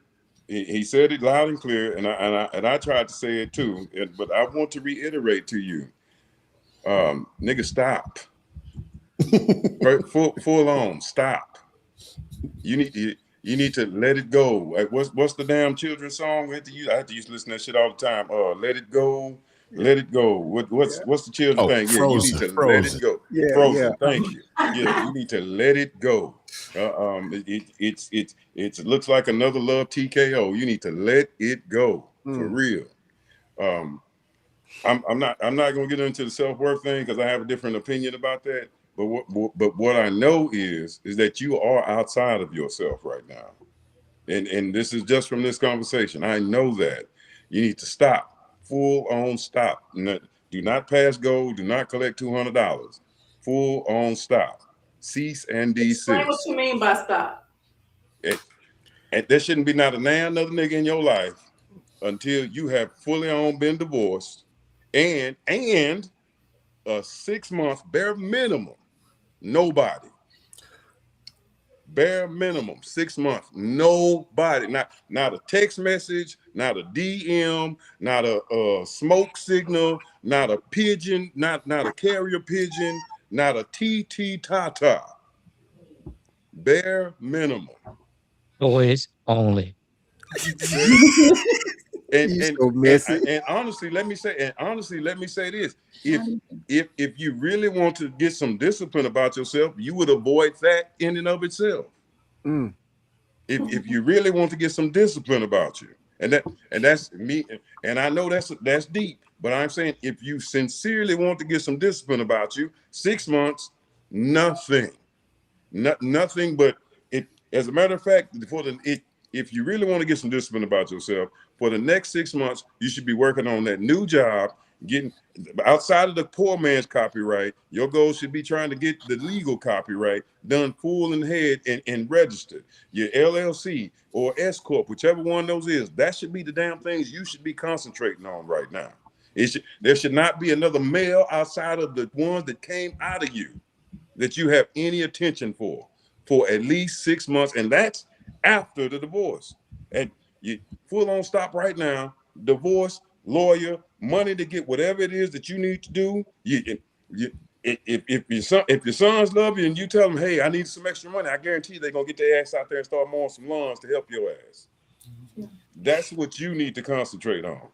You need to let it go. You have to be more disciplined. You have to. Otherwise, you are going to find yourself ruined. And again, I am not trying to come down on you. I am telling you this because I want to see you be better. And that's why I'm saying it like that. Now, and as a matter of fact, everybody who's telling you about toys, I'm a nigga the Pepsi challenge on this. The real motherfucker outdo the Pepsi challenge on this. A real nigga outdo any damn toy outside of the industrial strength ones. Outside the industrial strength ones, a real man will put it down for you better than any toy ever could. Fuck a rose, fuck a dildo, whatever we talking about. Outside of one of them damn crank it up like it's on a damn snowblower type shit. Yeah, real nigga finna fuck you up. It's just like you need to, but you need to concentrate and clear your spirit first. Yeah. You really do. And now that because I know Buddha said this when we was talking about marriage. If the rules are not from the originator of marriage, I don't think anybody should be talking about marriage. I'm gonna say that as a personal opinion. I know that is. But if the rules are not from the originator of marriage, I don't think you should have marriage on the table. You want to cohabitate, you want a situationship, hey, handle your business. But do not bring the Most High into it in any way, shape, form, or fashion if you're not following the rules of the originator. And the rules of the originator say two become one. And if that ain't your goal, then you take marriage off the table. Again, cohabitate. Do your situationship. Do what you please.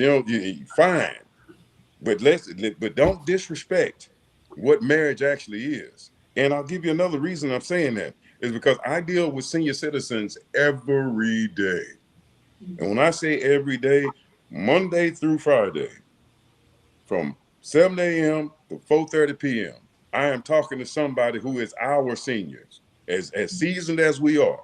I am talking to somebody who is our seniors. And you know what?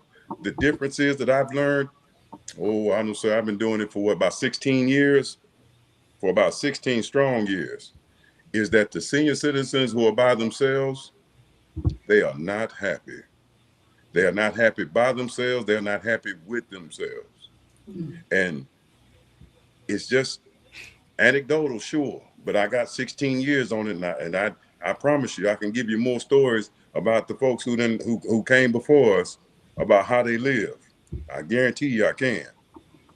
And if you feel like you have the strength, you won't once you're 72. You won't. You want that person that will dedicate themselves to being with you. And that's both ways. Let me make that clear. That's both ways. It ain't just women or the men. It is both ways, because that is what two becoming one means. And I want us, especially us, because that's who I focus on. I'm not concerned about the palm colored folks, to be honest when it comes to marriage. If you want, and one is one. That's how it's 1 and 1 is supposed to be one. It ain't I'm kicking it over here, you kicking it over there, and we'll connect on Tuesdays or some shit like that.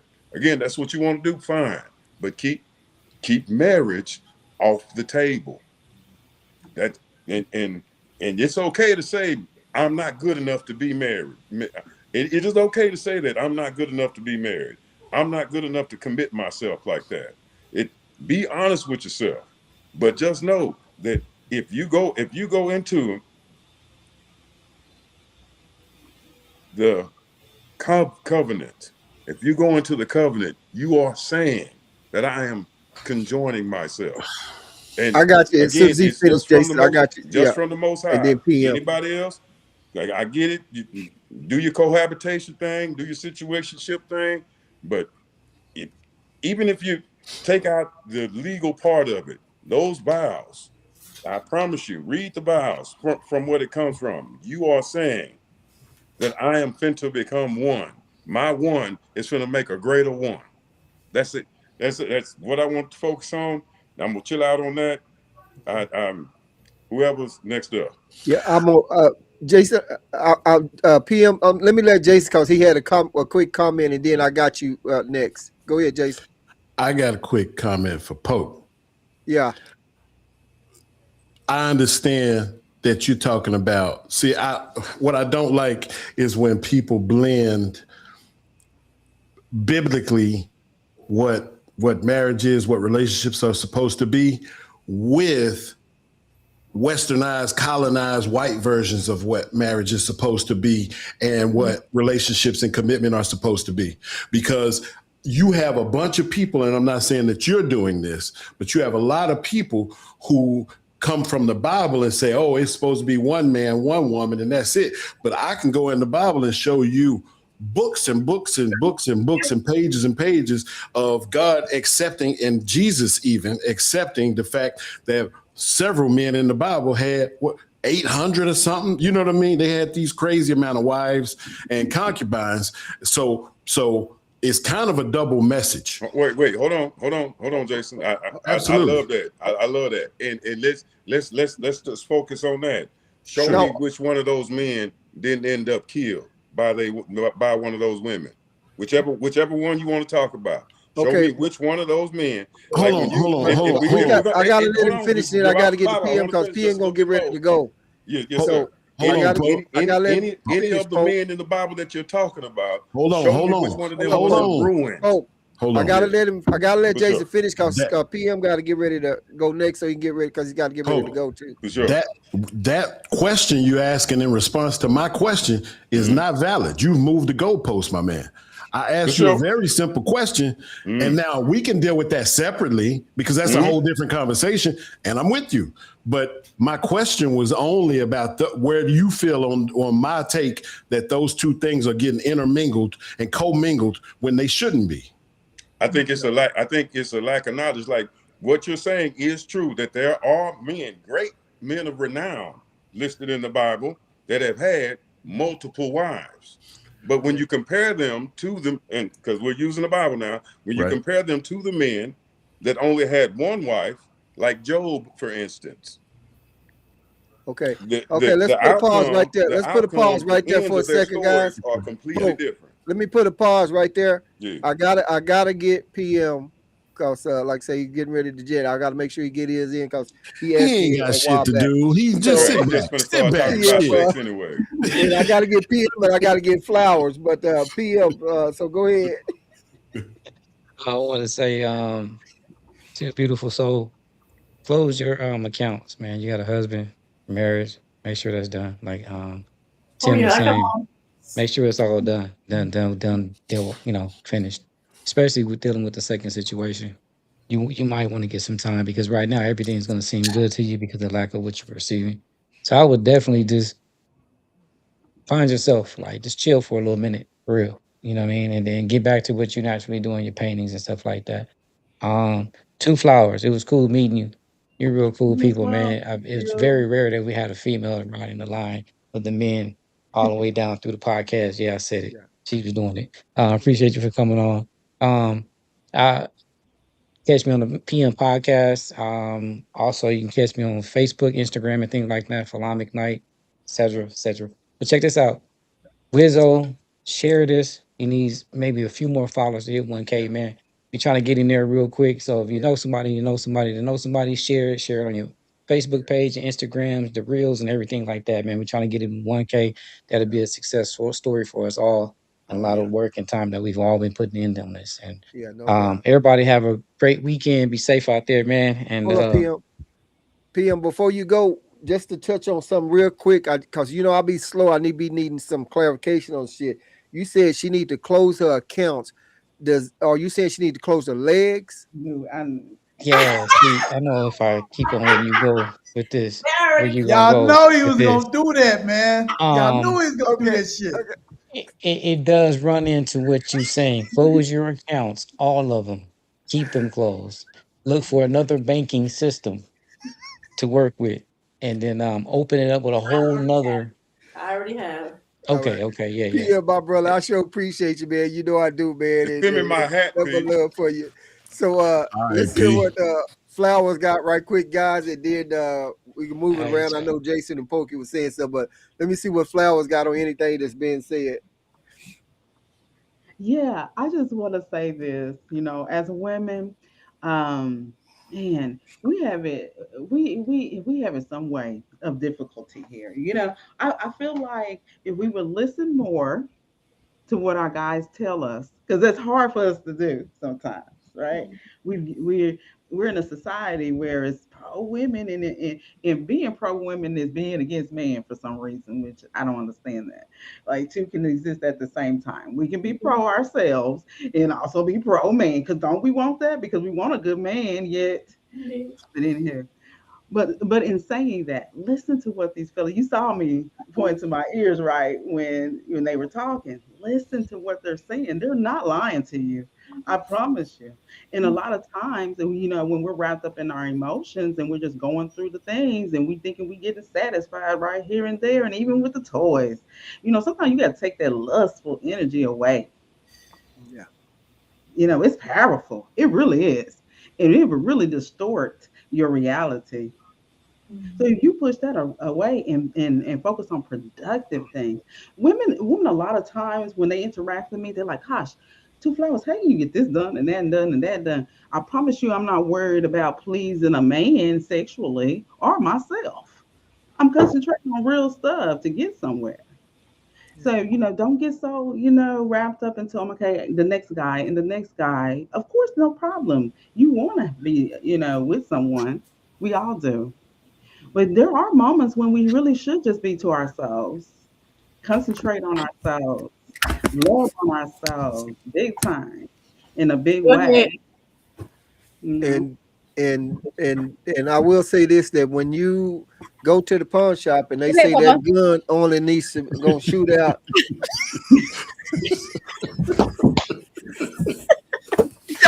Don't mock my hypotheticals, man. I get them where I can get them. Shout out I'm to not you, gonna even go there. man. Okay, let's see what Hilarious. let's see what Poke got. And y'all, we gonna be a few more minutes and we gonna get up out of here. Poke, okay, Gotta you get and that new Jason barrel.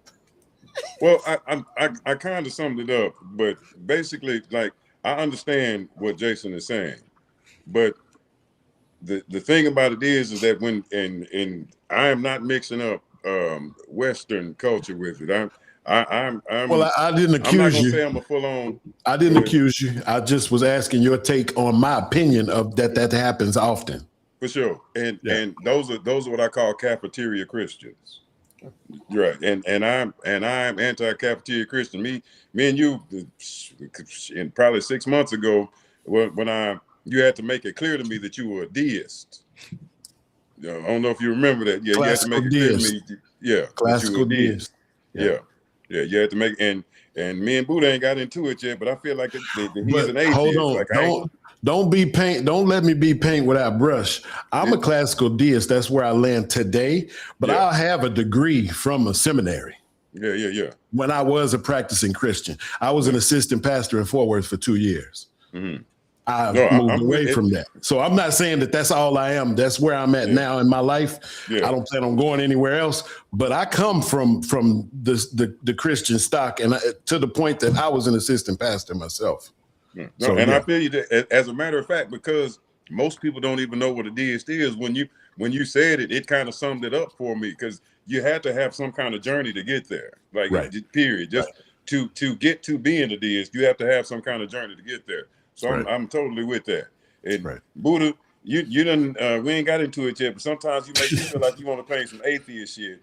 But Oh, ain't we got- gonna definitely I ain't get got on it one because yet. I'm Ain't got one on yet. my And we ain't own gotta get path. into it right now. It's zigzag. We definitely gonna have a conversation because Yeah, we we ain't got to zigzag. get into it right now, but No, I just yeah, want it's gonna to be put it out fun. that they just on my burner. I got that. Oh yeah, it's gonna be fun. We gonna zigzag, but we're Yeah, gonna be yeah, having fun. that's simmering for you. But I promise. when it comes to marriage, and I'm talking about from the laws of the covenant, I cannot make that any clearer. If any of that is unclear to you, you probably just want to look it up. But when we're talking about from the laws of the covenant, it is 1 and 1 still becomes 1, just a much greater 1. That's really and truly what I'm trying to say. 1 and 1 becomes the sum of the parts is greater than the whole in a math term. That's what it's supposed to be. But both parties do need to have the Most High as their lead, and you need to be studied. Again, Jason made me talk about it. Cafeteria Christians. Yeah, plug, nasty. I hate you. Sorry, I didn't mean to say that. My fault. I didn't mean to say it like that. But cafeteria Christians is one of the reasons Jason is saying what he's saying, that we can mix up with what's considered Western or palm-colored teachings to us that have ruined our community. Let me make that clear, our community, because we are the ones out of all ethnic groups, we are the ones with the lowest marriage rate. And it's because we have metastasized everybody else's teachings, but not the ones that are meant directly for us. But see, that's that double talk shit, Pope.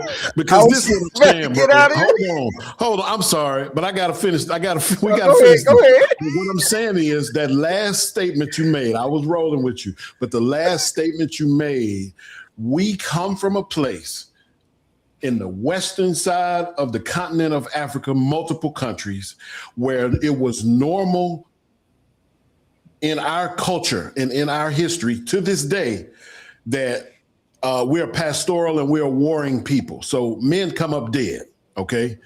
When the man come up dead from 2 huts down, the man that did get to come home goes and gets that woman and all them kids and puts them under that hut, and he takes care of them, and that's his new wife now. Now he got 2.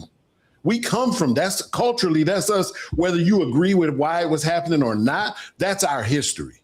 So we come from that more than we come from one man, one woman. If a woman down the way is struggling, you could be nice and take her trash out, but that can't be your woman. Come on, man. We don't come from that. That's westernized. I'm not going to let you say that's double talk, because we disagree on about our origins. I see that right now. We disagree about what our origins are. Okay, let's do this right here, guys, because we this is another whole deal right here. It is. And I can't wait to jump in there and hurt some feelings. We gonna keep going. I can't wait to jump in there and hurt some feelings. So we're gonna talk about marriages and gays in Africa. Y'all can hang up. Call me when we done here today, so we can keep going. We don't need to be recorded. Yeah, let me see if Phil and Bruce, if they have some codes and comments, and then I'll stay on because I don't want to hold them on too much longer. So let me see if they got some comments, and then if they chose to stay a little while, then that's up to them. But let's go. Let's start with Two Flowers. You got any closing comments? And then after that, if you like to stick around for a few more minutes, that's fine. But I just want to make sure you get some comments in, because after that, then we're gonna end. I'm gonna hit the end after we do a little bit of talking. So you got some you like to say? I want to say thank you guys so much for the warm welcome, and allow me to contribute to the discussion today. It's been great. I also want to say, it's my first time hanging out with you guys. Listen, and I really enjoyed it. So I do look forward to coming and hanging out again. Thank everyone for your kindness and your contributions to the discussion. Thank you. Okay, thank you. Appreciate it. And I remember you was off in the comments here a while back. So, we appreciate you watching and checking it out. I appreciate you for that too. So, beautiful soul, what you got, boy? We was we was doing some work in there when you put it out there, but it all love in the end. What you got for closing comments there? I want to appreciate everybody for all their input and doing like a mama papa type thing, get yourself right, get all this shit right. And I truly appreciate that. And y'all probably gonna think I'm ignorant for this, but the person I'm with right now, I'm going rock with, because I'm just saying he give me that teenager type feeling of talking on the phone 3-4 hours just about nothing, and our vibe is I'm loving it, and he makes me feel better than I have. Now I'm still healing. I have a lot of healing to do. I get that, and I'm doing that. He makes me want to get back into my art and shit like that. It was the Sunday before last. We went to the Belton Dam, and I started taking pictures. I have not took pictures for a long time, but he makes me want to do that, because the feeling he gives me is like, I don't even know. Like I said, teenager type shit. Like, I want to do better for me type stuff. He makes me want to be a better me type shit. So I'm going to keep rocking with him. If shit fuck up, okay, it fucks up, but that's on me. Yeah. But right now he makes me feel like a fucking woman, and he treats me the way I want to, like opening doors and shit like that. And if I can't cover a bill, I got it. Even though he don't got it, he figures the shit out. So it's like, I'm rocking with him. Now, if it don't work out, it don't work out, but I'm loving what we got. And plus, y'all say, he's just holding off to not get no pussy until divorce. But like, damn, like he's really holding on. It's been a month so far. Now we just vibing. We doing our thing. We see each other at work and stuff like that. And we, go out from time to time. But then again, it's like, it's not just. Damn, you work with this one too, you said? I do. Oh no. Well, let me. I forgot. I didn't even realize that part. Go ahead. I'm just saying that I totally get what y'all saying. I'm hearing y'all. It's not going out the other ear. But then again, the way our relationship is, I really feel like this is some solid shit. Now, if it ain't, it ain't. But this is where I'm at right now. And he's helping me heal and shit like that. Right. To a certain extent, because I know I gotta do that shit for myself, love myself, shit like that. I gotta do that first, of course. Okay. But to a certain extent, he is helping me with that. Okay. Well, you got it. Yeah. You first thing for me, that's your pussy to do what you want to do with it. So and as long as you want to have him to wait and y'all wait and do all that, hey, that's I don't want him to wait. I don't want him to wait. He want to wait. So I was just fixing to say I was still going. I mean, you ready to give him the pussy right now, and he's telling you he gonna go on the way, whatever. Hey, and that's cool. Just Two like Jason, flowers. Close your mouth, mama. Close your mouth. just like when Don't give him ammunition, Jason. Don't give him ammunition. Shit. when you go to the pawn shop, put that damn, Put that puss on the counter. and they gonna say this damn thing been fired 29,000 times. What the fuck you supposed to get for this? But then again, hey, that's It yours. runs like brand So, new, baby. hey, so long as you having fun, as long as you enjoying yourself, hey, like I say, that's all them hoes that's available on you is you. Now you were saying he didn't want that, but you didn't say nothing about the back door and the head. So I don't know. But It's not that he don't want none. It's that he's been, I guess, to a certain extent, respectful type shit until I'm divorced. okay. Can I tell you one important thing that you gonna hate that I ever said to you? And that is you've been waiting a month. He getting everything he need. No, because he was staying with me. He's staying with me. Oh, what the fuck? Okay. And he's staying with you, but you think he ain't getting no but that's another. Let me go closing comments over here to Phil side. And then we go Phil, please Jason help your took the sister. words right Phil, out of please my help mouth. your sister. I'm sorry. Please help your sister. Please, pretty please. I beg you. You actually said what I was gonna say. I'm like, he probably had somebody, but then you say he's living with you. That don't change y'all been that. living together for a month. Like I love you, beautiful, but every time you talk about this dude, new information comes. It get worse. It get worse every time. Just stop. At this point, we love you. We love you now so. we know But just why stop. Don't tell us nothing else. Now we know why you gonna keep rocking with him, because he lives in your house. You don't have a choice. No, he has his own place. Oh, But well then, yeah, he's probably getting some on the side then. Yeah. No. He has his own place. Yes. But he's been with me. Yes.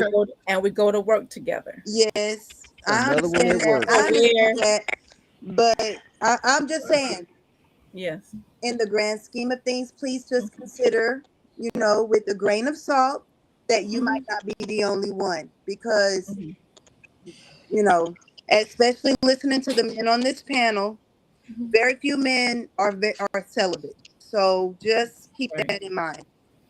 Anyway, Wizzo, thank you so much for having me on. Yeah. It has been a pleasure speaking to all of these beautiful people. I love hearing the different perspectives. We learn from each other, and it as always has been a pleasure. It's been a pleasure meeting Beautiful and Two Flowers. I have appreciated y'all's perspectives and the gentleman as well. So I look forward to the next conversation. Most definitely. It's gonna be good. The next time we go around, if you get the same panel, it's gonna be good, because we get used to each other, and we know we're getting into each other's vibes. So this is good. Most definitely. Always good to have you here, always, most definitely. And when you told her about selling a little bit, now I will sell a little bit every day. Okay, let me quit. Follow. Wizzo, you my brother though, Wizzo. I love it, because if you didn't interject it, we wouldn't get the comedy like that. I love it, Wizzo. Hey, but we appreciate you, Phil. You always answer the call whenever I need you on, and I've started doing the podcast sometime around 6:30, because I know a couple of times you used to at 6 you was driving or whatever, and we want to make sure everybody get in where they need to get in and be safe. So we appreciate you. You always answer the call. You've been on a regular guest on Wizzo, so I appreciate you. Thank you now. And Chocolate Buddha, you gonna stick around, because I'm figuring to open it back up, or you want to go and get some closing comments or something? No, I'm gonna stick around, but I'll say a real quick closing comment for Beautiful Soul, of course. You're a beautiful woman. You're an industrial woman. You got a lot of great things going for you. And as a woman, I'm gonna say what somebody said earlier. It's your body to do with it as you will. And that's your right. If you want to sleep by your house, you want to rock with them, and find out whatever you're going to find out, that's what you do. But since you've been on Wizzo Talk and I'm seeing you as family. 100. But listen, what if I 100. enjoy that? I'm not going to even say that. I'm your big brother right now. Where he at? Where he at? This for him. I'm getting him up out the house. Yeah. I'm calling my brothers. We getting them up out the house. 100. You know, Well, I want to say something. He's not here right now because I got my babies. We gonna wait for him. We getting them up out the house. Well, let me say this before we get back to Jason and Poke. You said work. So my question is, do the guys know one another? The art guy you said and this other guy, do they know one another? Of course. Why you I think was he's gonna say holding that. off? Man, hold They on. just Oh met. hell Man, no! Just met Of each course other. they know each other. They talking I gotta about take- it I now. gotta take Everything two he of needs them. to I'm hear sure. about those. So These he know. motherfuckers I'm talking sure the about art guy this is shit telling now. my new guy some stuff, The but art guy is telling your new guy some stuff. but the They new both guy got is to saying, go. but the new guy's telling him he's saying whatever happened in my past is my past. Whatever we had, whatever is in the past, that's the past. It Well, don't matter no more because that's the when past. when you go to that pawn shop, and- They praying at the pawn shop, Wizzo. They Hey, both at the pawn shop praying for salvation and more. Shit. is Poke there? We gonna open it so Where's my racetrack? so we get back to Poke and Jason. What was going on? Did Poke leave? I or he need coming something back? No, bigger to I'm beat still these here. I motherfuckers just with. had to step outside for a second, man. I need Okay. to touch some grass. You gotta cut some grass. I got to touch some grass, man. Yeah, I got to touch Bro, some we gotta shit. cut some ass. This is bullshit. Okay. All I right, had to step Jason. I outside don't know for a where second. you I and need Pokey to was feel the at. grass between my toes. I got to get some more different energy in me. I need the earth in me right now. Shit. Man, I hear you. So, all right, Jason Poke. I don't know where we were at a while ago, but the He floor is was open. he was explaining that we didn't agree on what the origins of us black people were, and so I don't know what he thinks the origin of black people is if it's not on the continent of Africa. So it was his turn to speak. Okay. For sure. So that's real easy to explain. The palm-colored people have switched the knowledge of where we at around. Like Egypt was here, man. Egypt was here on this land.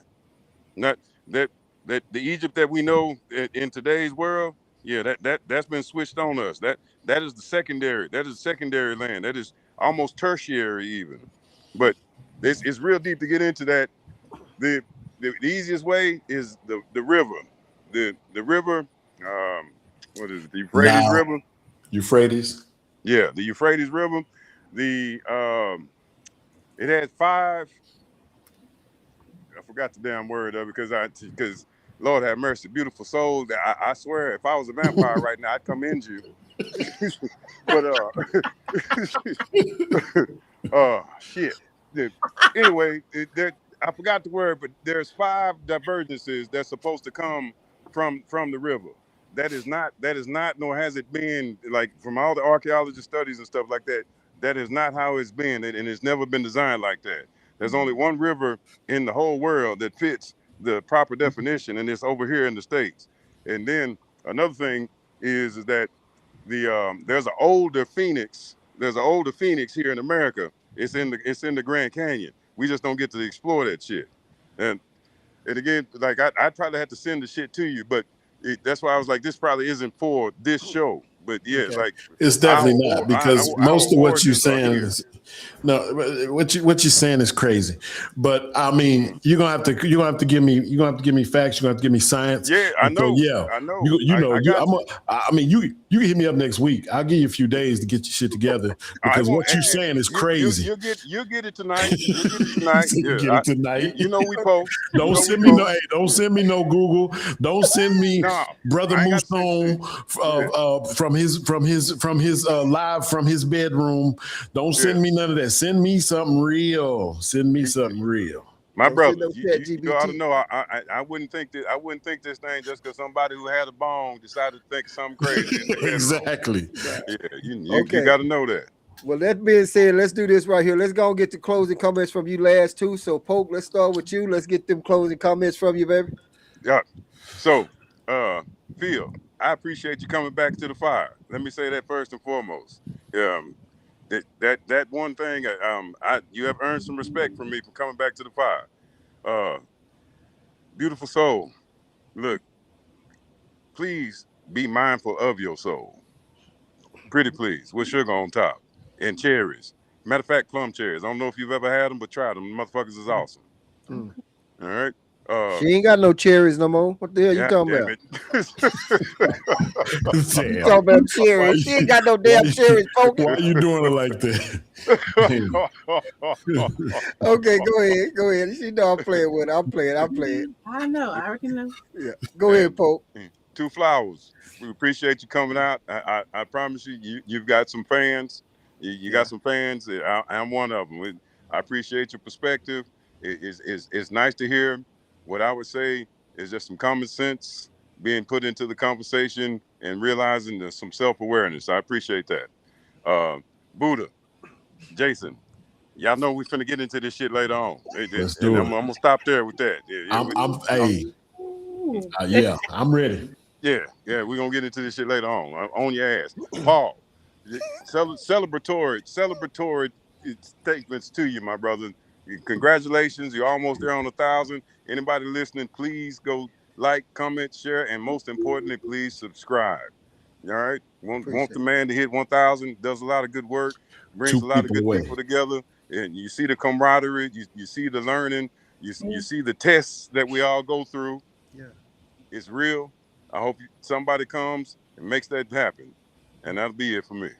And when you said come, we know who gonna definitely be coming up in here. Beautiful Soul probably gonna have multiple coming or some shit. I don't know. I'm just saying. Okay. All right, Jason, go ahead. Listen, I've enjoyed it. I appreciate that we can have a meaningful conversation about various topics. Definitely appreciate Two Flowers. I appreciate your point of view. And when you pointed out that, pro-woman doesn't have to be anti-men, because I don't fight against pro-women stances. I fight against anti-men stances. And a lot of times those are the same conversations. And so I appreciate that you made that distinction. I appreciate you, Phil Ned, for being here and interacting. We don't agree on a whole lot, but you said several things today that I absolutely do agree with. And so I appreciate that anytime. It doesn't matter, right? We can still be good friends even if we don't agree, as you can tell with me and Pope. But Beautiful Soul, I've said all of the brotherly, unclely advice I'm going to try to give you, and I'm saying that because I don't know your age, but brotherly or unclely advice that I'm going to offer you from now on, I'm just going to hit you with, that's crazy. Like, what? Like, damn, what he did? What? Oh, shit. Like, I'm not going to give you no more advice, right? Because, I mean, what are we doing at this point, right? Like, I mean, so I wish you the best. I absolutely wish you the best. But I am locked in on you like Karamo now, right? Like, I need an update in like 6 months, a year. You know what I mean? Find out what's going on, because I know that's going to be crazy. But, Buddha, you already know what it is. Me and you see eye to eye and disagree on a lot of stuff, too. I appreciate being here. I'm glad everybody was here today. We had a good time. Most definitely. Guys, I appreciate each and every one of y'all. Y'all know I gotta throw some shit out there sometime, man. Y'all get where y'all already know me. Don't get it started or whatever, but hey, I gotta share this with y'all, guys. I just checked it. I hit 1,001 subscribers right there already. Hell yeah. Nice. So that's what's up. There we go. Appreciate it. 1,001. So hey, is that like swimwear? Appreciate that, guys. So wholeheartedly, thanks to all of the viewers out there. Thanks to all of the guests. Thank everybody for sharing it. Hey, I appreciate you guys wholeheartedly. And we already working on one to where we're gonna have a milestone before we reach 1,000 subscribers. And I'm already working on a panel so we can come and share some memorable moments of Wizzo Talk. Go ahead, Jason. A real quick suggestion. Please put Beautiful Soul on that panel. Right. Okay. I'm down. Update 1,000 show panel, because this is gonna be a moment. I don't know if you realize that or not, but it's gonna be shorts and all that popping up on Facebook and YouTube, because this is gold. What you talking about? Yeah, most definitely. Hey, With that being said, guys, hey, ain't nobody mad but the devil. This your boy Paul Wizzo saying, holla at your boy.